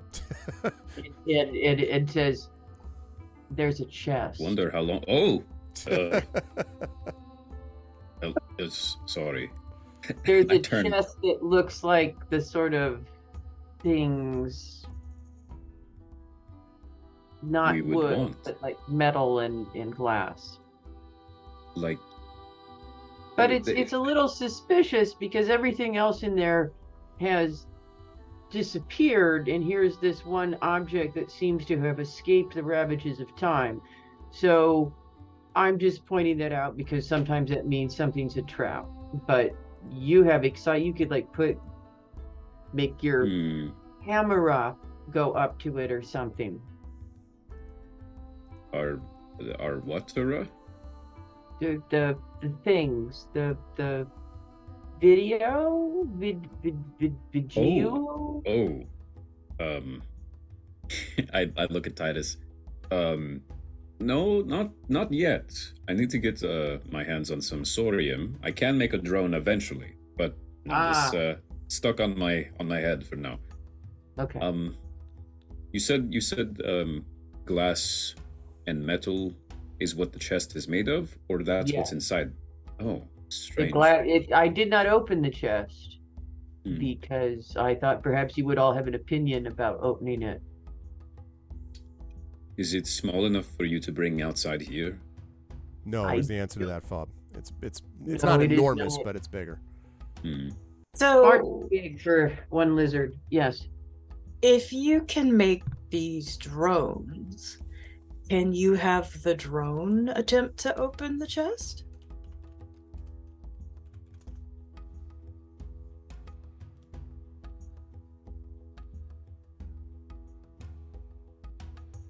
Was that I think Titus that- or? I think it was I Titus. can't make Yeah, Titus, you're muted. No, I'm not muted. Who was that? I mean, that was to Titus. That was a question in general to the individuals who can Make drones. make drones. Yeah. All drone individuals. Bronies will call you. Dronies. Oh man. It's not quite that simple. Yes, but it requires time, and we don't have the time to do that. It's longer than I can reasonably do right now.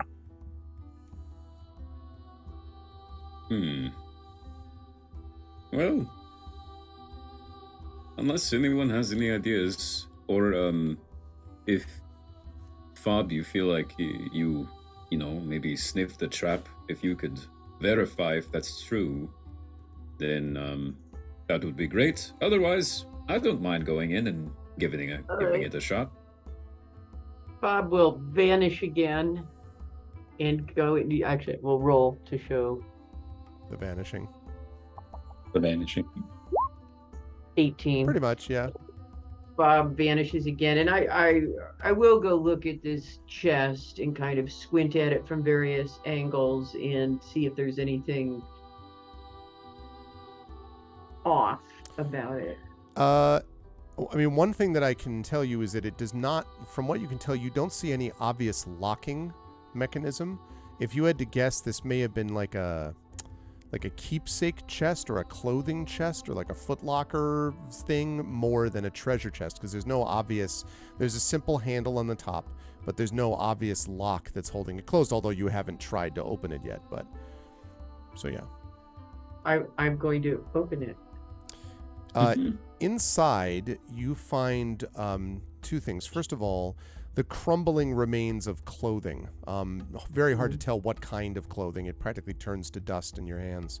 But below that, you find a small apparatus, would be the way to describe it, about as wide as a human palm. And there's a single, it's kind of basically a metal disc. And there is a single, what looks like a kind of like a lens on the top of that disc, and underneath it is what looks like a simple toggle switch, like on and off.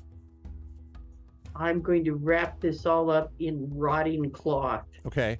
I mean, And it basically it's falling apart as you're doing it, but yeah. I don't want to touch it, so it's Yeah. basically then I come back and appear again and just basically say to the good doctor here and hand out a double handful of rotting cloth. And you get, the cloth mostly falls apart, Draxus, but underneath it is this object that I've described. Okay, I hold it in my open palms out so that everyone can see. So it essentially looks like a disc with a button on it. Yeah, but essentially. there's a lens that like some kind of a upward facing lens from the disc. Is it almost like a compact? Or a If you know what that is. projector. Jaraxxus. I see. Ooh. Do we have? Can we roll like a mechanics or some sort of perception or something like insight to figure out whether we actually know what this thing is or not? Because I'd say mechanics would be a thing to think about. Could Jaraxxus do the same? Sure. Yep. Nope, he might. Yeah, I'll take it at have 19. covered. Okay. Jaraxxus, are you still doing yours or? Okay, so you're like, it's a disc. It's clearly It's a disc. obviously this is for people to do their makeup. This is the mirror. This is the Let's base. see it right here. Yeah, Titus, it is definitely not a thing to do makeup. You get the impression, the thing that you would say is that whatever it is, it can't use a lot of power. There's not enough like mechanism in there to even store stuff. And whatever it is must be a very simple mechanism in general, because there's just not a lot of room, even with miniaturization, to kind of, to kind of power it. But if you had to guess, it is in fact like some kind of a small projector, maybe a holographic projector. Titus will convey the rest of this to the group, and then say, so it's likely that it's not actually a bomb or a booby trap, unless there's some of this magic that goes along with this tech that I am unaware of. Shall we see if it decides to automatically project something to us? And I hold my finger over the button. I would say that it's safe. Okay. And Jaraxxus will press the button. When you press the button, a blue-tinged light appears above it, and it is in fact the outline of Princess Leia. Yes. No. Oh, okay. Help me, Jaraxxus. You're my only help.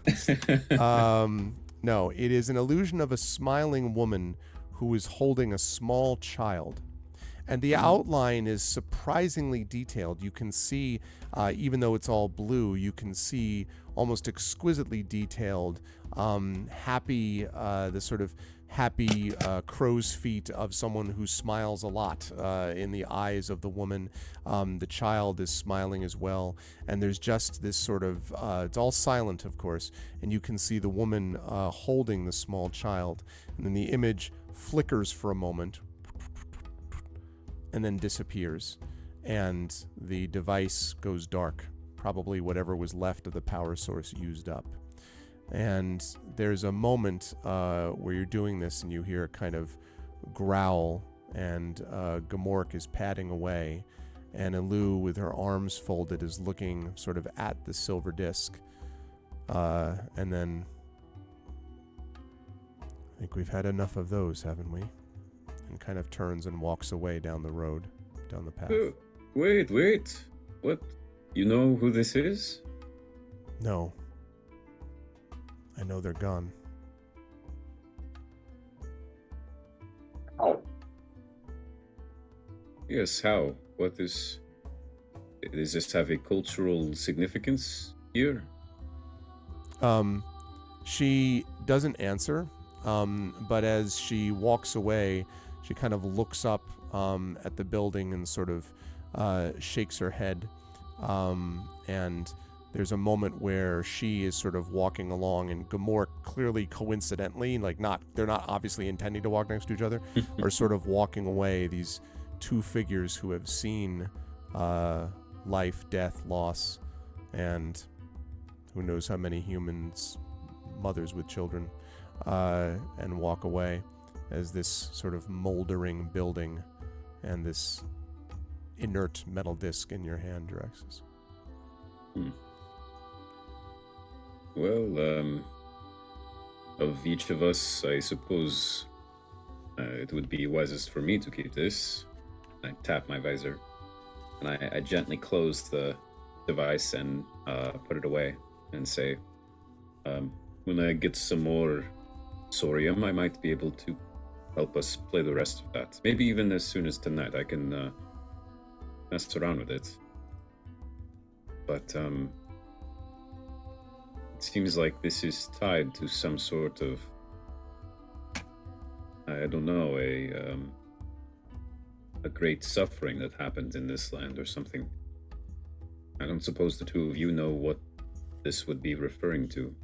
I look at Nalik and Fob.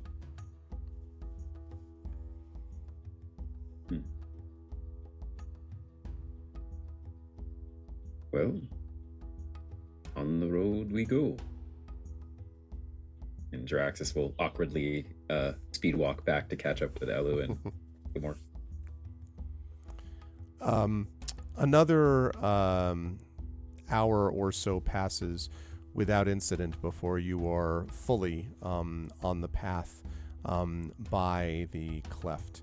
And you pass along this way, continuing to the south for most of the rest of that day until probably, I would say, maybe about the equivalent of 7 or 8 o'clock in the evening when the sun is beginning to go down. You've probably arrived about here-ish, let's say, having made reasonable time.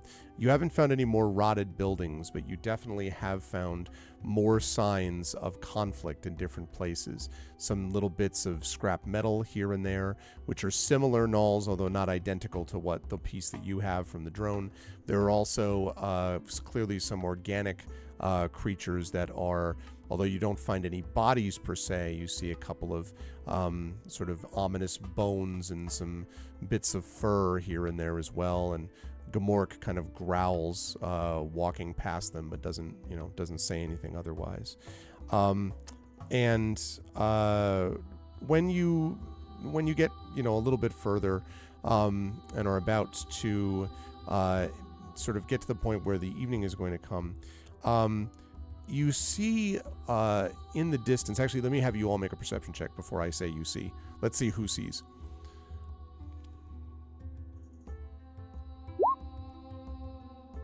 Not Titus.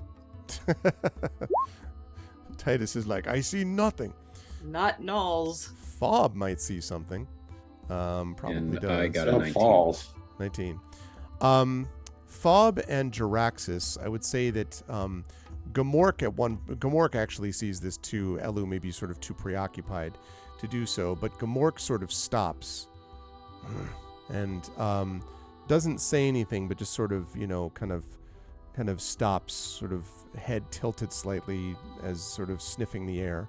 And Jaraxxus and Fob, you see what looks like something coming towards you, but it's moving oddly. And as it gets closer, you can see that it looks at first like a young human boy, skipping down the road towards you, down the path. That's basically what it looks like.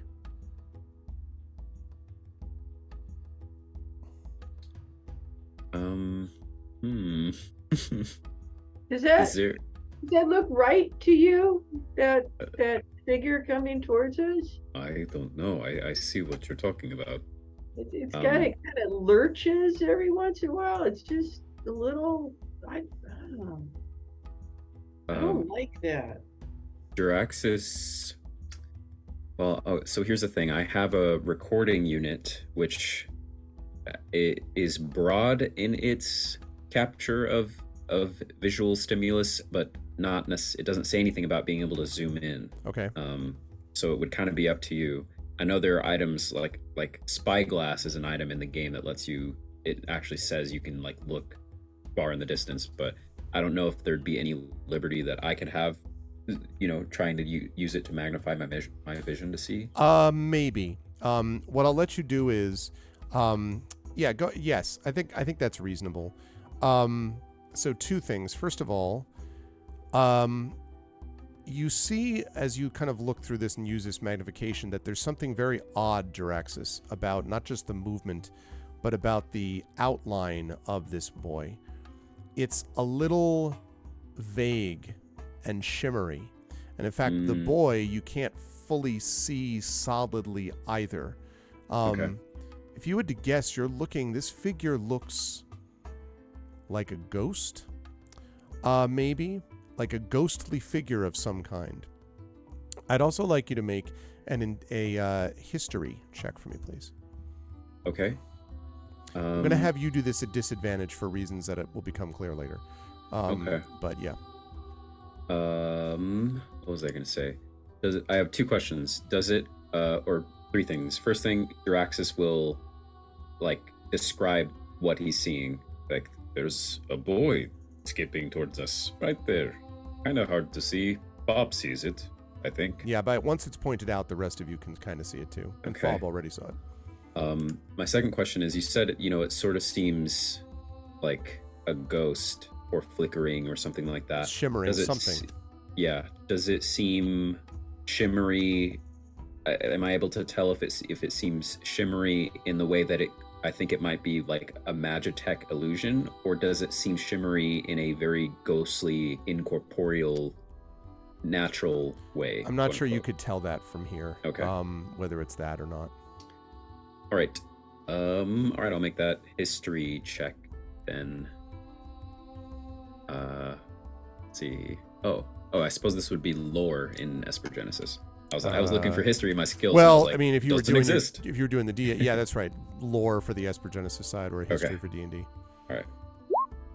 Okay, so 10. Yeah. Oh, this- disadvantage. Sorry. Yeah. So 10. so 10.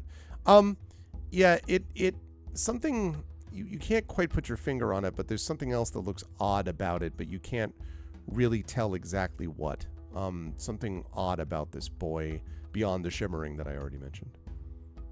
Um, And it is coming your way. Duraxis- Yeah. How far away is it at this point from us? 150 feet maybe, coming closer.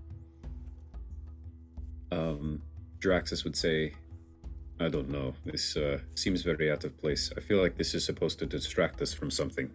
and Duraxis will just start to look around in every I'm going to direction. draw my short bow and notch an arrow. Okay.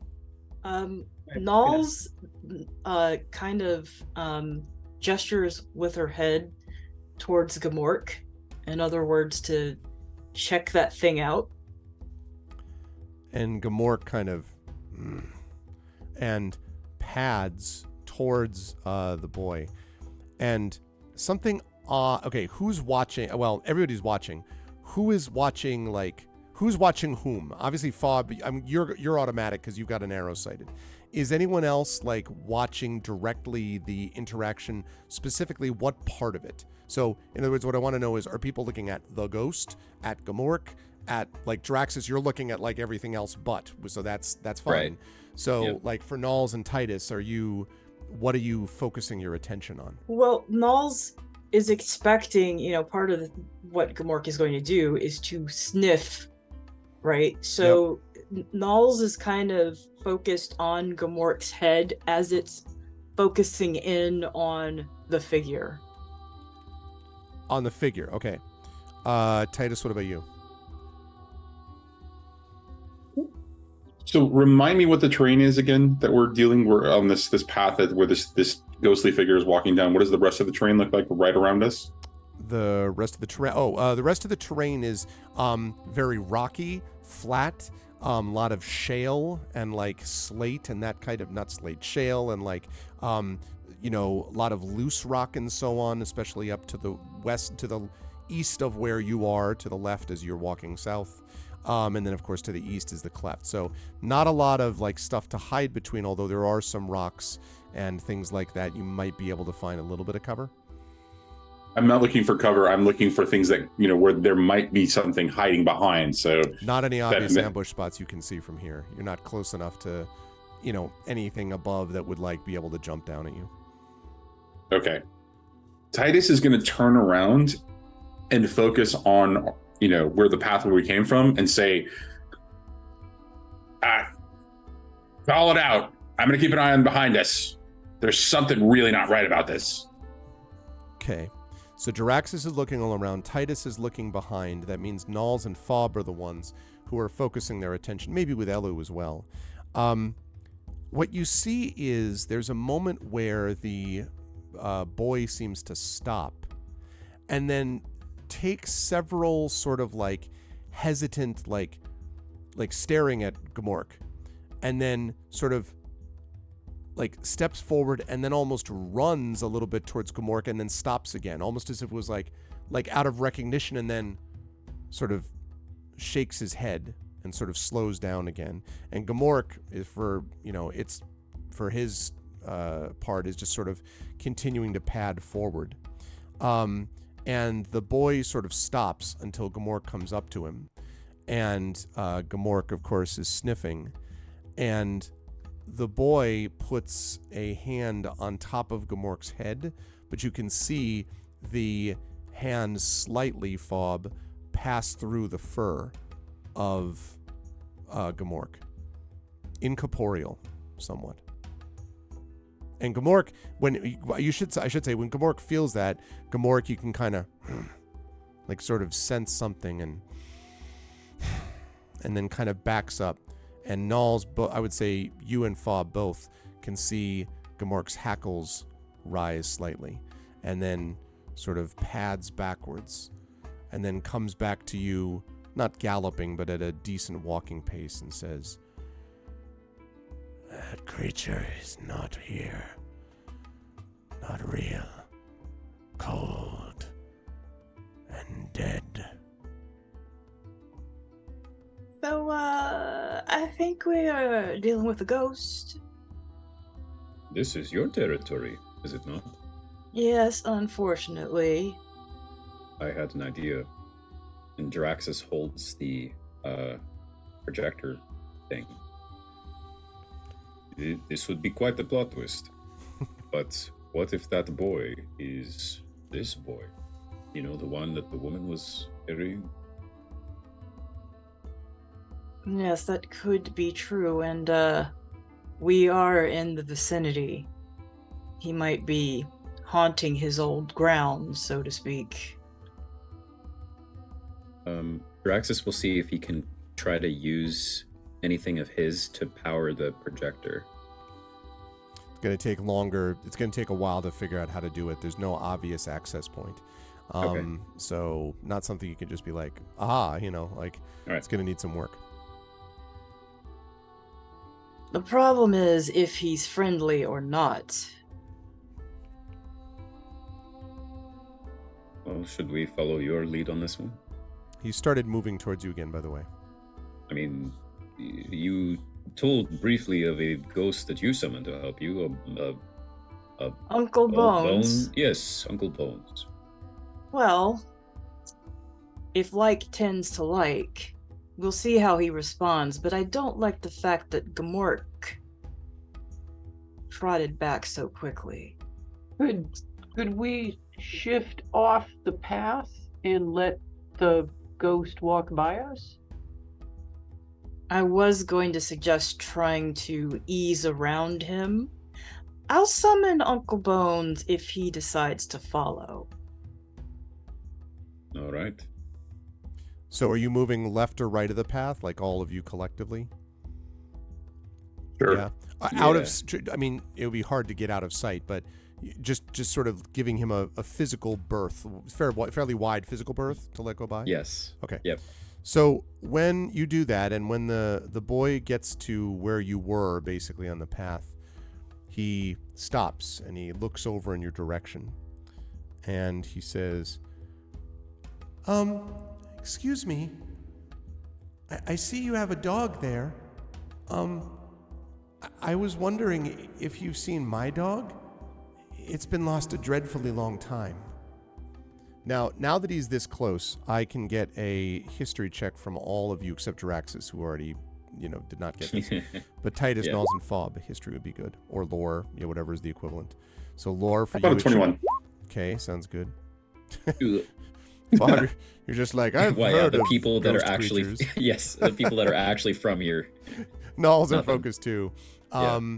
Titus, though, I think what I would say about this, I think it's funny that Titus is the one who had the knowledge. Mhm.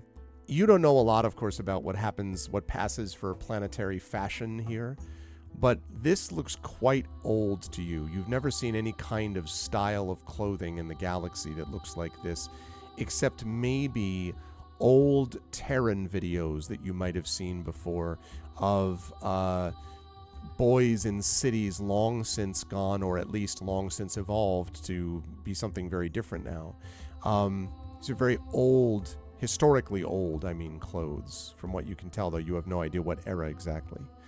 And the boy is sort of, looking up at you with a kind of a sort of a smile, a very earnest expression, and says, I was hoping, I've been looking for him, but I can't find him. His name is Harris, and, well, that's what he answers to. Sometimes I just call him her, and he answers to that too. But this one here didn't respond to either one. And it's definitely not her. I would know.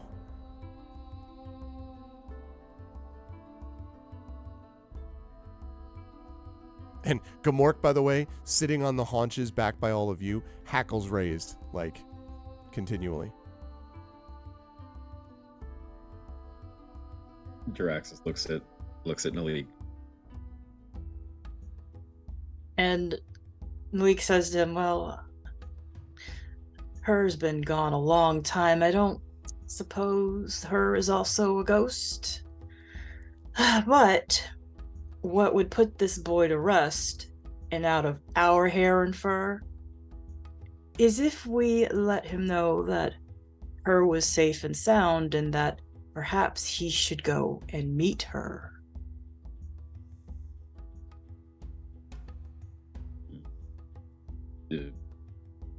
Where?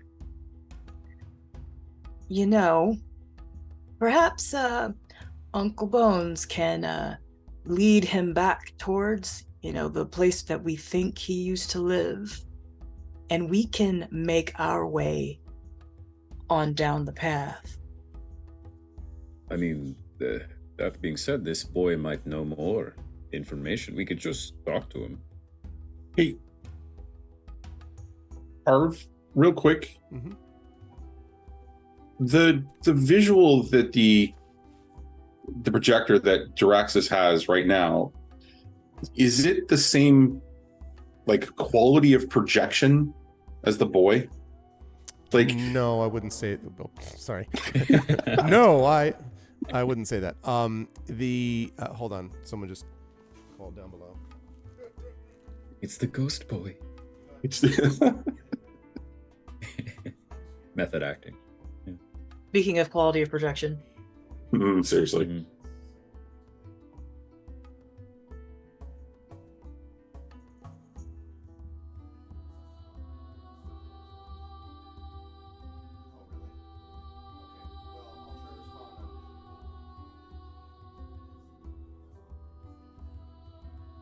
Well, I'm glad I can cross off meet a skipping ghost boy off Okay. my bingo card for tonight. So You think you were playing Tales from the Loop? so he let me see. Johnny was asking about the projection versus the Oh ghost. yes, That's right. right. The outline of the projector was exquisitely detailed. This does look very detailed, but not in any kind of projected way. The fact that the image itself sort of like the outline shimmers a little bit and is kind of vague and insubstantial would indicate that it's not being projected. And in any case, you have no idea where the hell the projector would be. There's nothing in the sky. There's nothing in the ground. So no, you would not say that they look sort of a similar level of detail. And the boy that was being held, or I should say the child that was being held in the image was way younger, than this one is. Yeah. So you don't know if it could be the same boy, I guess, or you don't even know if it was a boy. You have no idea. So, Mhm. Okay. Thanks. Jaraxxus also will look at Elu, given her reaction at the projector earlier. Now seeing an actual ghost, what's her disposition? she kind of is sort of her, she's kind of like her arms are folded and she sort of stares, is kind of staring at it. And she's been kind of a little bit in a funk anyway for the last day and a half, as you all know. She says, it doesn't surprise me that we run into creatures like this. It's the way that it's been ever since the cataclysm. Strange things happen, but it's usually not a good idea to try to reason with creatures like this. Either it's living, or it's a ghost, or it's some strange Magitech projection. But I don't feel like spending my time talking to history, do you? I suppose Nalik's At which point. Yeah, go ahead.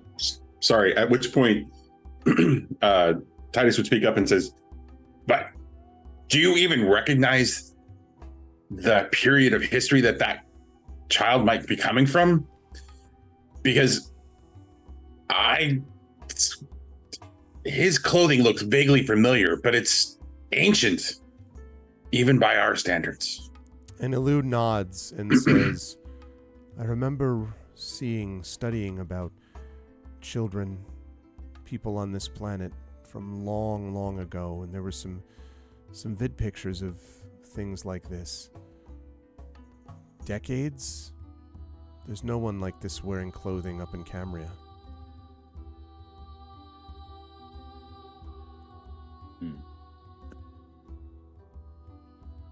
Well, Nalik, I think your point of trying to send him on his way is the best we could do. And Nalik says very carefully to the boy, seems like you might be a little ways off from home, and I'm sure her is waiting for you there. My good uncle can take you. And I'm going to cast Unseen Servant now. Okay.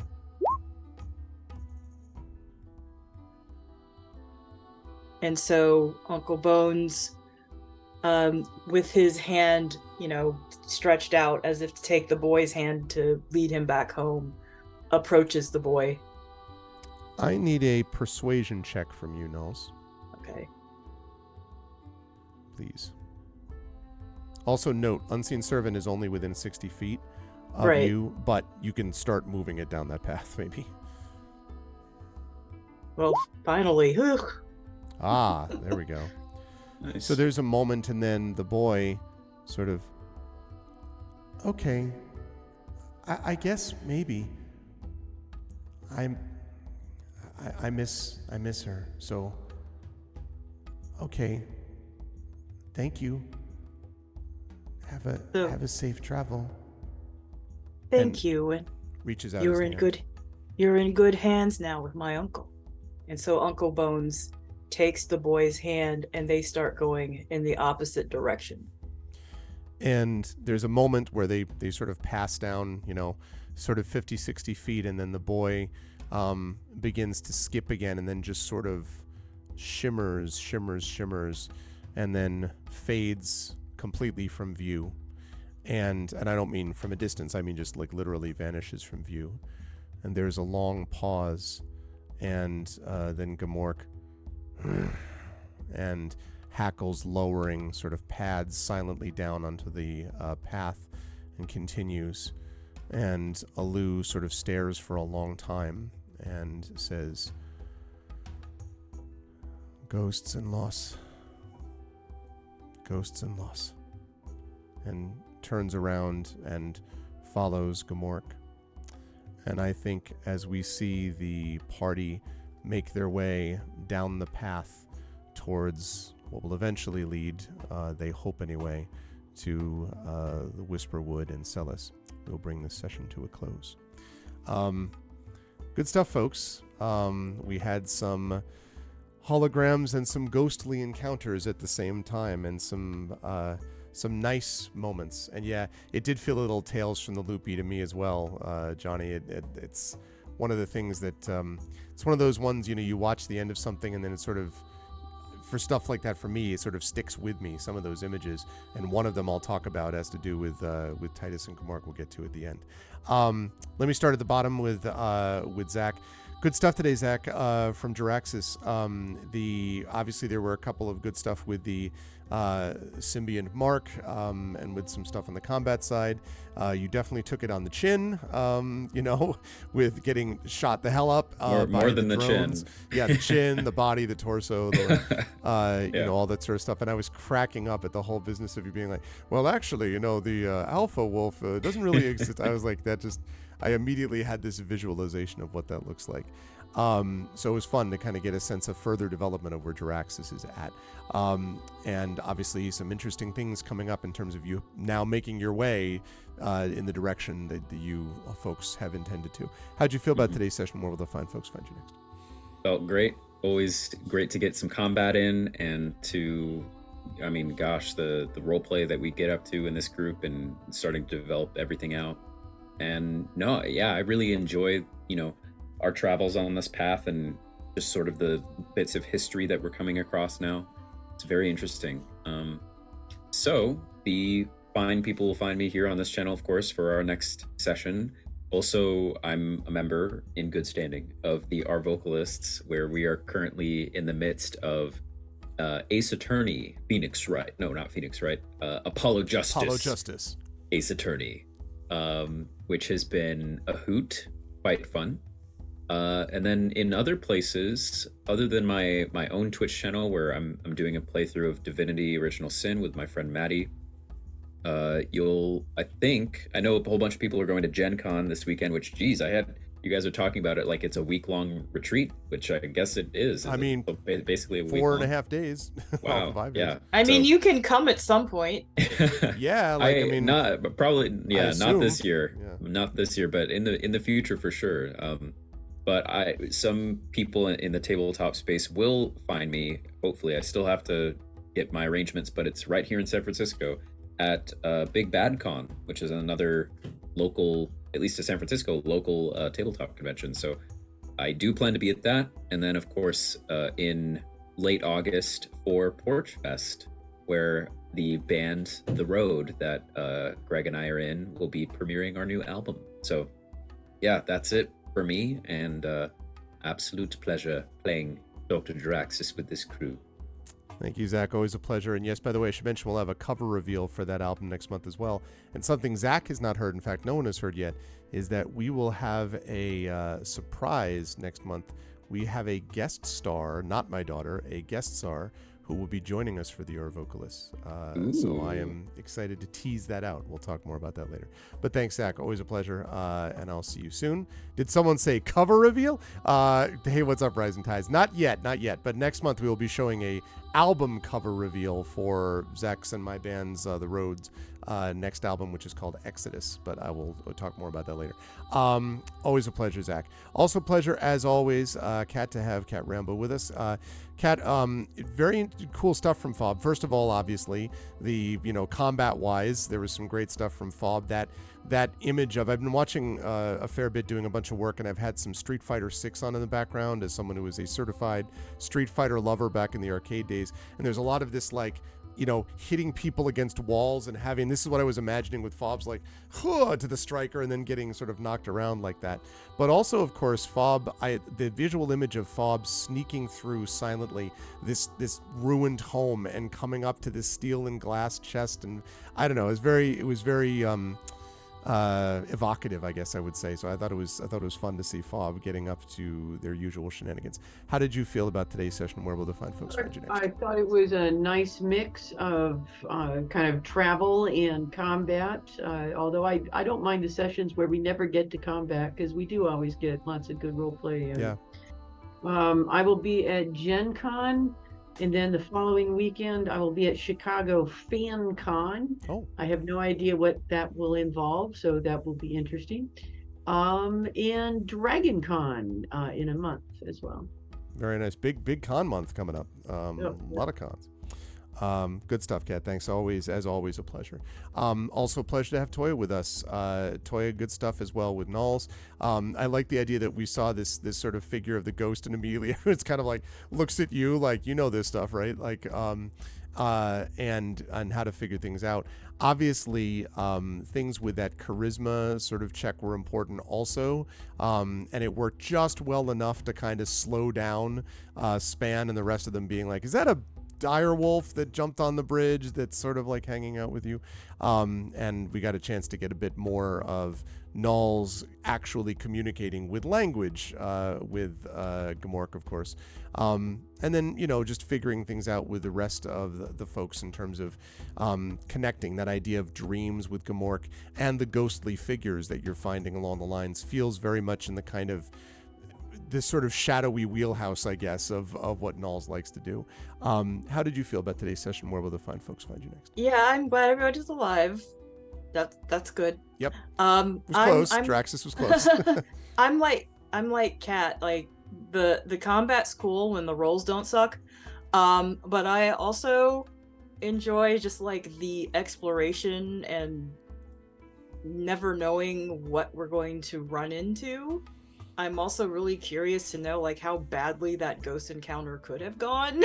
It's like, that seemed pretty harmless. I'm sure it could have been a lot worse, and I'm really curious to know how bad it could have been. Mm-hmm. But I'm excited the entire group is back. I mean, Nulls, of course, can communicate with Gamork through language, but I'm curious to know how the relationship with Titus and Gamork is going to develop, because Titus seems to already have a plan. Also with Elu, it's not just that Elu and Gamork are fighters, it's also that they have lost family, in their definitions of what family are. Yeah, so I'm very interested to see how that develops. And also, Jiraxis just being Jiraxis. So actually.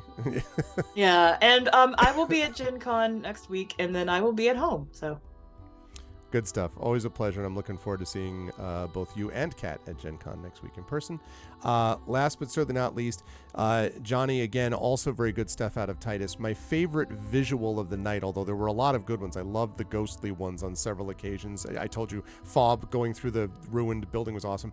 But my favorite image, I think, had to be just this image of Gamork sitting looking at the bridge, Titus sitting looking at the bridge, both of you sort of looking at I just was like, damn, that's I love that. I love that image, and I agree. It was interesting for me to hear Nulls sort of being like, listen, there's this whole alpha thing, and then Jiraxis with the academic lecture, but you having this your own vision of like, listen, realistically, he is the alpha right now, and like I'm trying to indicate that, but I'm also trying to show him things that I can do, that by proxy, I guess, the party can do that he, Gamork, would not be able to do on his own. So it's very interesting to me to see what kind of longer game Titus is playing in the middle of this. And it also, there was a nicely placed laser blast there as well. But in particular, I was interested in that connection between Gamork and Titus and the way that it was handled here. How'd you feel about today's session? Where will the fine folks find you next? Today's session was great. Coming back in the middle of a combat is always fun, especially when I get to show up and do something really, really fun, like lop in on a dire wolf and then fire off a laser blast that takes out one of the adversaries. I'm okay with that. It's the kind of cinematic I really shoot for. No, it was great. I'm looking forward to. I don't think that we're done with that child, and I just gonna say that right now. I'm looking forward to what else we discover on the path that's like that. That was a completely unexpected sort of quiet moment in the middle of, it was almost like a Miyazaki moment where it was just one scene of something happening and then we never see that again. And if that's the case, then that's one of those beautiful small moments. And if it's not the case, then that's even better where we develop to. The fine folks will see me here officially next. I won't be going to Gen Con, sadly. I will be at Big Bad Con in September, so I'll be seeing Zach there, hopefully. I will also be at PAX in December. But I will be returning to streaming August 21st. It's a small sort of effort to get back into the whole content creation world. And expect small good things from it, but I'm taking my time getting back there. So August 21st is the date, and I'll have more details before the next session. That's awesome. Thank you, Johnny. I'm also glad that everything held out power-wise and that was all good. And again, and I will just say this teasingly with Johnny as a good friend, that chat, you should all be saying, hey, Johnny, make sure you get the image, the character design to Hannah, because I want that What? character design done so that we What? can, and here's why. The reason is because I am so excited to put together the group shot of the 4 characters so we can have an expedition shirt and swag that people from the channel can buy, and which these 4 people can have to show their expedition colors proudly, as it were. So anyway, I'm just gently sort of suggesting that, if we could, If you all slide in my DMs and tell me, that's okay. but always a pleasure, Johnny. Good stuff today, and it was really a pleasure to have this group back together. I'm excited for next month, not just Gen Con, but also playing in these sessions as well. Chat, remember, cheers before the end of the session are useful, but otherwise, in the meantime, can we get some love for Johnny Pippin, Toya Kristen Finley, Kat Rambo, and Zach Clay? Thank you so much, party. We will see you folks back here for more Expedition next month. Bye for now. All right. Lovely stuff. I really enjoyed that. And yes, I obviously I can't say whether they will or will not encounter anything relating to the ghost in question or anything like that in the future, but we will see. In the meantime, I've always loved this, and I like this about Eberron and the Mournland as well. Having something near this sort of cataclysmic experience where a world has been totally disrupted, or an area, I should say, has been totally disrupted and thrown off its axis. That's always fascinating to me, to see these sort of strange mixture of items, which in a way have their own coherence to it. It reminds me a little bit of something like what Planescape, I think, is intended to do. There's sort of like Planescape has this image of these weird things all kind of fitting together. Also civilizations fitting on top of each other, which is cool in its own way. And if you can just kind of roll with it, and just kind of be like, all right, well, this stuff is weird and this is also weird, then you get in the aggregate, you get these sort of moments of not confusion, but sort of thoughtfulness, things that make you really kind of, sort of think twice. A little bit of what the sort of quieter episodes of Twilight Zone or Black Mirror, or again, definitely Tales from the Loop, would do. Those same kinds of thoughtful moments that can come even from moments of strangeness and weirdness. So I like that a little bit about the way that this all kind of gets played out. And I don't know, it's kind of neat. I'm excited to be able to see how this group sort of plays out over the course of time, and how that's all going to work. So it was good stuff. And I appreciate all of you having been along for the ride as we did all this as well. Now, quick reminder, schedule-wise, tomorrow I'm going to be back Saturday at 7 p.m. Eastern for the live event of, wait for it, this book, which I now actually have, which I have available, and which now has, this is the official copy. So on the back of it, you can see there's actually the blurb right there. There we go. There's the blurb from Julie Cherneda. And there it is. This is Renegade. And I'm going to be reading from this tomorrow and then doing a Q&A and then doing a signing of this book at BlackRock Books on 3030 Fairfield Avenue. And I will be doing I'll live stream it as well. But if you're in the Southern Connecticut area, would love to see any of you there. They've asked people to RSVP at blackrockbooks.com. If you're not in the Southern Connecticut area, I would still love it if you could stop by on the online stream, and I'll be streaming it, as I say, right here, and you can hopefully stop by and have a chance to listen to some stuff. I will be reading some sections that I have not read before. I have not decided how much of it I'm going to do. I don't think I've read this before on stream, this particular section I'm going to be reading. So anyway, that's going to be happening tomorrow, so I hope you'll stop by for that. Then Sunday we should have, if Rising Tides is still here, I think there is still a plan for Strange Friends to be doing a Speculate stream tomorrow. He said, questioningly, not tomorrow, sorry, Sunday. Is that accurate, Rising Tides, if you're here? I don't know if that's still happening or not. but I think there was supposed to be something like that was going to happen on Sunday. And if so, then that's great, and we will have that tomorrow. I think that's, sorry, I keep saying tomorrow, Sunday. I think that's the case. If not, then we'll be dark Sunday and Monday, and we'll be back Tuesday with August 1st. And remember, there will be only one stream on Tuesday. No GOG.com Twitch channel stream on Tuesday because I have canceled that stream because Strange Friends are doing a Sunday thing. Cool. All right, that's what I thought, but I wanted to make sure. So there will be Strange Friends Speculate stream on Sunday. Monday will be dark. Tuesday will be a 10 to 3 stream, so a 5-hour stream starting much earlier than normal and running until 3 p.m. Eastern because there is no GOG stream, because after that stream is done at 3 o'clock, I'm going to rise up on out of here because we want to get a good amount of travel in on our way to Gen Con. We're driving out there. We're going to do half of it on Tuesday, the other half of it on Wednesday, and then I will be there Thursday, Friday, Saturday, Sunday, coming back probably Monday into Tuesday morning.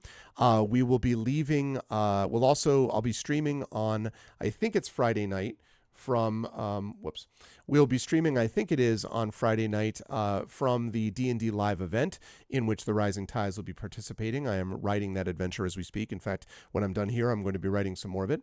And so they are going to be back doing that with us. It's going to be a good time Friday night. And I'm going to be streaming that live to my channel.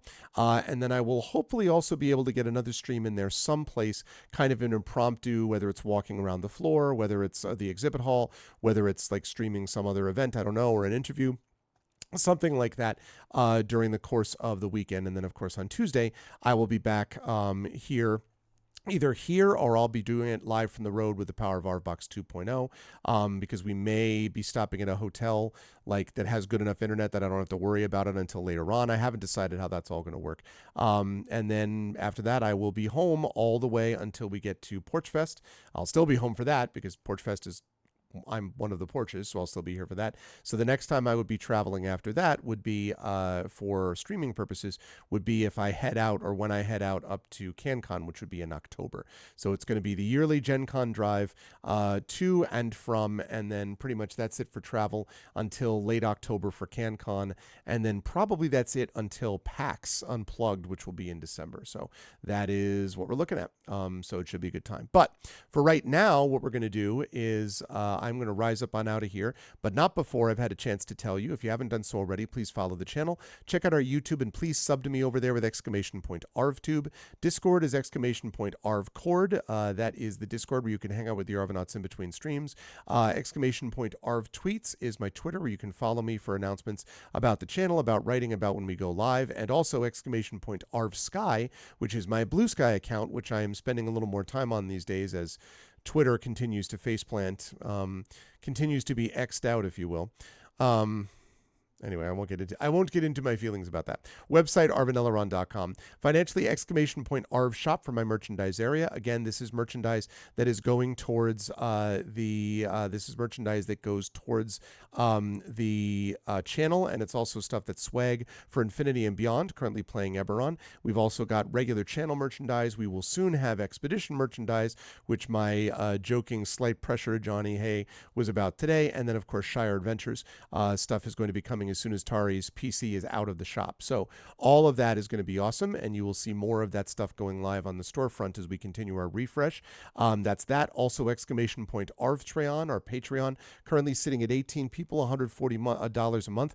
Would love to see more people be a part of this. You can get cool stuff for yourself and for the channel, and we'd love to see that number go up north of 200 again so we can get a lot of other cool stuff available for the channel and elsewhere. So please consider supporting us over there. Also, subbing and resubbing to the channel, as a couple of you folks did today, that is also appreciated, and that also gets you those custom sub badges and emotes. Remember, we've got 9 new emotes on the way. We've already got a bunch more sub badges on the way, which you'll be able to see when you get to 6.5 years of support and 7 years of support. That is coming up as well. So definitely please consider supporting us for that and for those inspirations to help our players too. On the publishing side, !Icarus for my graphic novel from Athos Arts, !Library for my Tales and Tomes from the Forbidden Forbidden Library, my 5e adventure and sourcebook from Alligator Alley Entertainment, the sponsors of this campaign, Expedition from the Mysterious Peaks, and of course, Exclamation Point Greyshade, which will get you into the Greyshade universe. That is the place where you can order a copy of my award-winning Dark Fantasy from Athos Arts. You can also order now a copy of the sequel previously mentioned, Renegade, which is now officially out into the world. But also, you can pre-order a copy of Heretic, which I'm working on right now. That is the final book in the Grey Assassin trilogy coming out next year. And you can pre-order the tabletop role-playing game coming from Alligator Alley and the Rising Tides. That will be coming out later as well. Again, if you're at Gen Con this weekend, not this week, but the next weekend, you will have a chance to pick up a copy of the pamphlet that we have made that is going to look really awesome with a lot of the original art, with the art from the covers and also some information about the mechanics and some cool features of the TTRPG, so that'll be really cool. And also, you can order a copy of the audiobook from Trend Sparks as well. So that's all going to be super cool, and I hope that you folks will consider jumping on board to support us with Exclamation Point Greyshade. As always, Exclamation Point BLM, Black Lives Matter, important to affirm and assert the significance and importance of Black lives. Exclamation Point Help Now, the World Health Organization page on suicide prevention. Important to reach out to others when you need help and reach out to others when they need help as well. And Exclamation Point Ukraine, UKRAINE, to help the people of Ukraine as they fight back against an illegal and illegitimate war and send the message that we will do so for others who are in this situation in the future. We are going to do a raid today. We had a decent turnout tonight, which was nice. If you are not a sub, you do this. The Arvanauts have landed, followed by Twitch raid, lowercase Twitch, uppercase R, lowercase AID. If you are a sub, you're going to do this. The Arvanauts have landed, followed by Twitch raid. Then we've got Arvany Roar. You can put in Arvany Hype, Arvany Woe, Arvany Witch, Arvany Woe, Arvany Love, Arvany Smug, Arvany Blown, all the Arvanys when you are brought over auto-magically to the place that we are going to raid. I want to thank everyone who made this an awesome stream today. Thank you to my wonderful mods. Thank you to Drew the Damager. Thank you to the Rising Tides. Wonderful to have you here. Also wonderful to have my wonderful Patreon supporters and subscribers, Drew the Damager, Nonstop, Polar, Crit Twitch. Thank you so much as well to 47 VRes, 7B Villette, Dark Steel Spork, Darth Sisu, Dragon Spear, Gon Eden. Hey, what's up, Jen? JLC, Medusa Queen, Prince Justin. Good to see Prince Justin. Samskio, Spofo, Yadiska, Yudogorio, Zero, Vero, and Ski. Thank you so much to all of you lovely people for being here. It was great to see you. And now I'm going to rise up on out. I will see you folks again tomorrow evening, 7 p.m. Eastern. Please spread the word and please come if you can, either in person or online for my release event, my book release of this Renegade happening at BlackRock Books on 3030 Fairfield Avenue in Bridgeport, Connecticut. That's it for me. Thanks to everyone, and special thanks today to Alligator Alley Entertainment, and most of all to my wonderful players. Thank you so much to Johnny Pittman. Thank you to Toya Kristen Finley. Thank you to Kat Rambo, and thank you to Zach Clay for being awesome. More Expedition for the Mysterious Peaks to come. Stick around for the raid after the video, and I'll see you folks down the line. Until then, everyone be good to each other. Stay cool. Have a good night.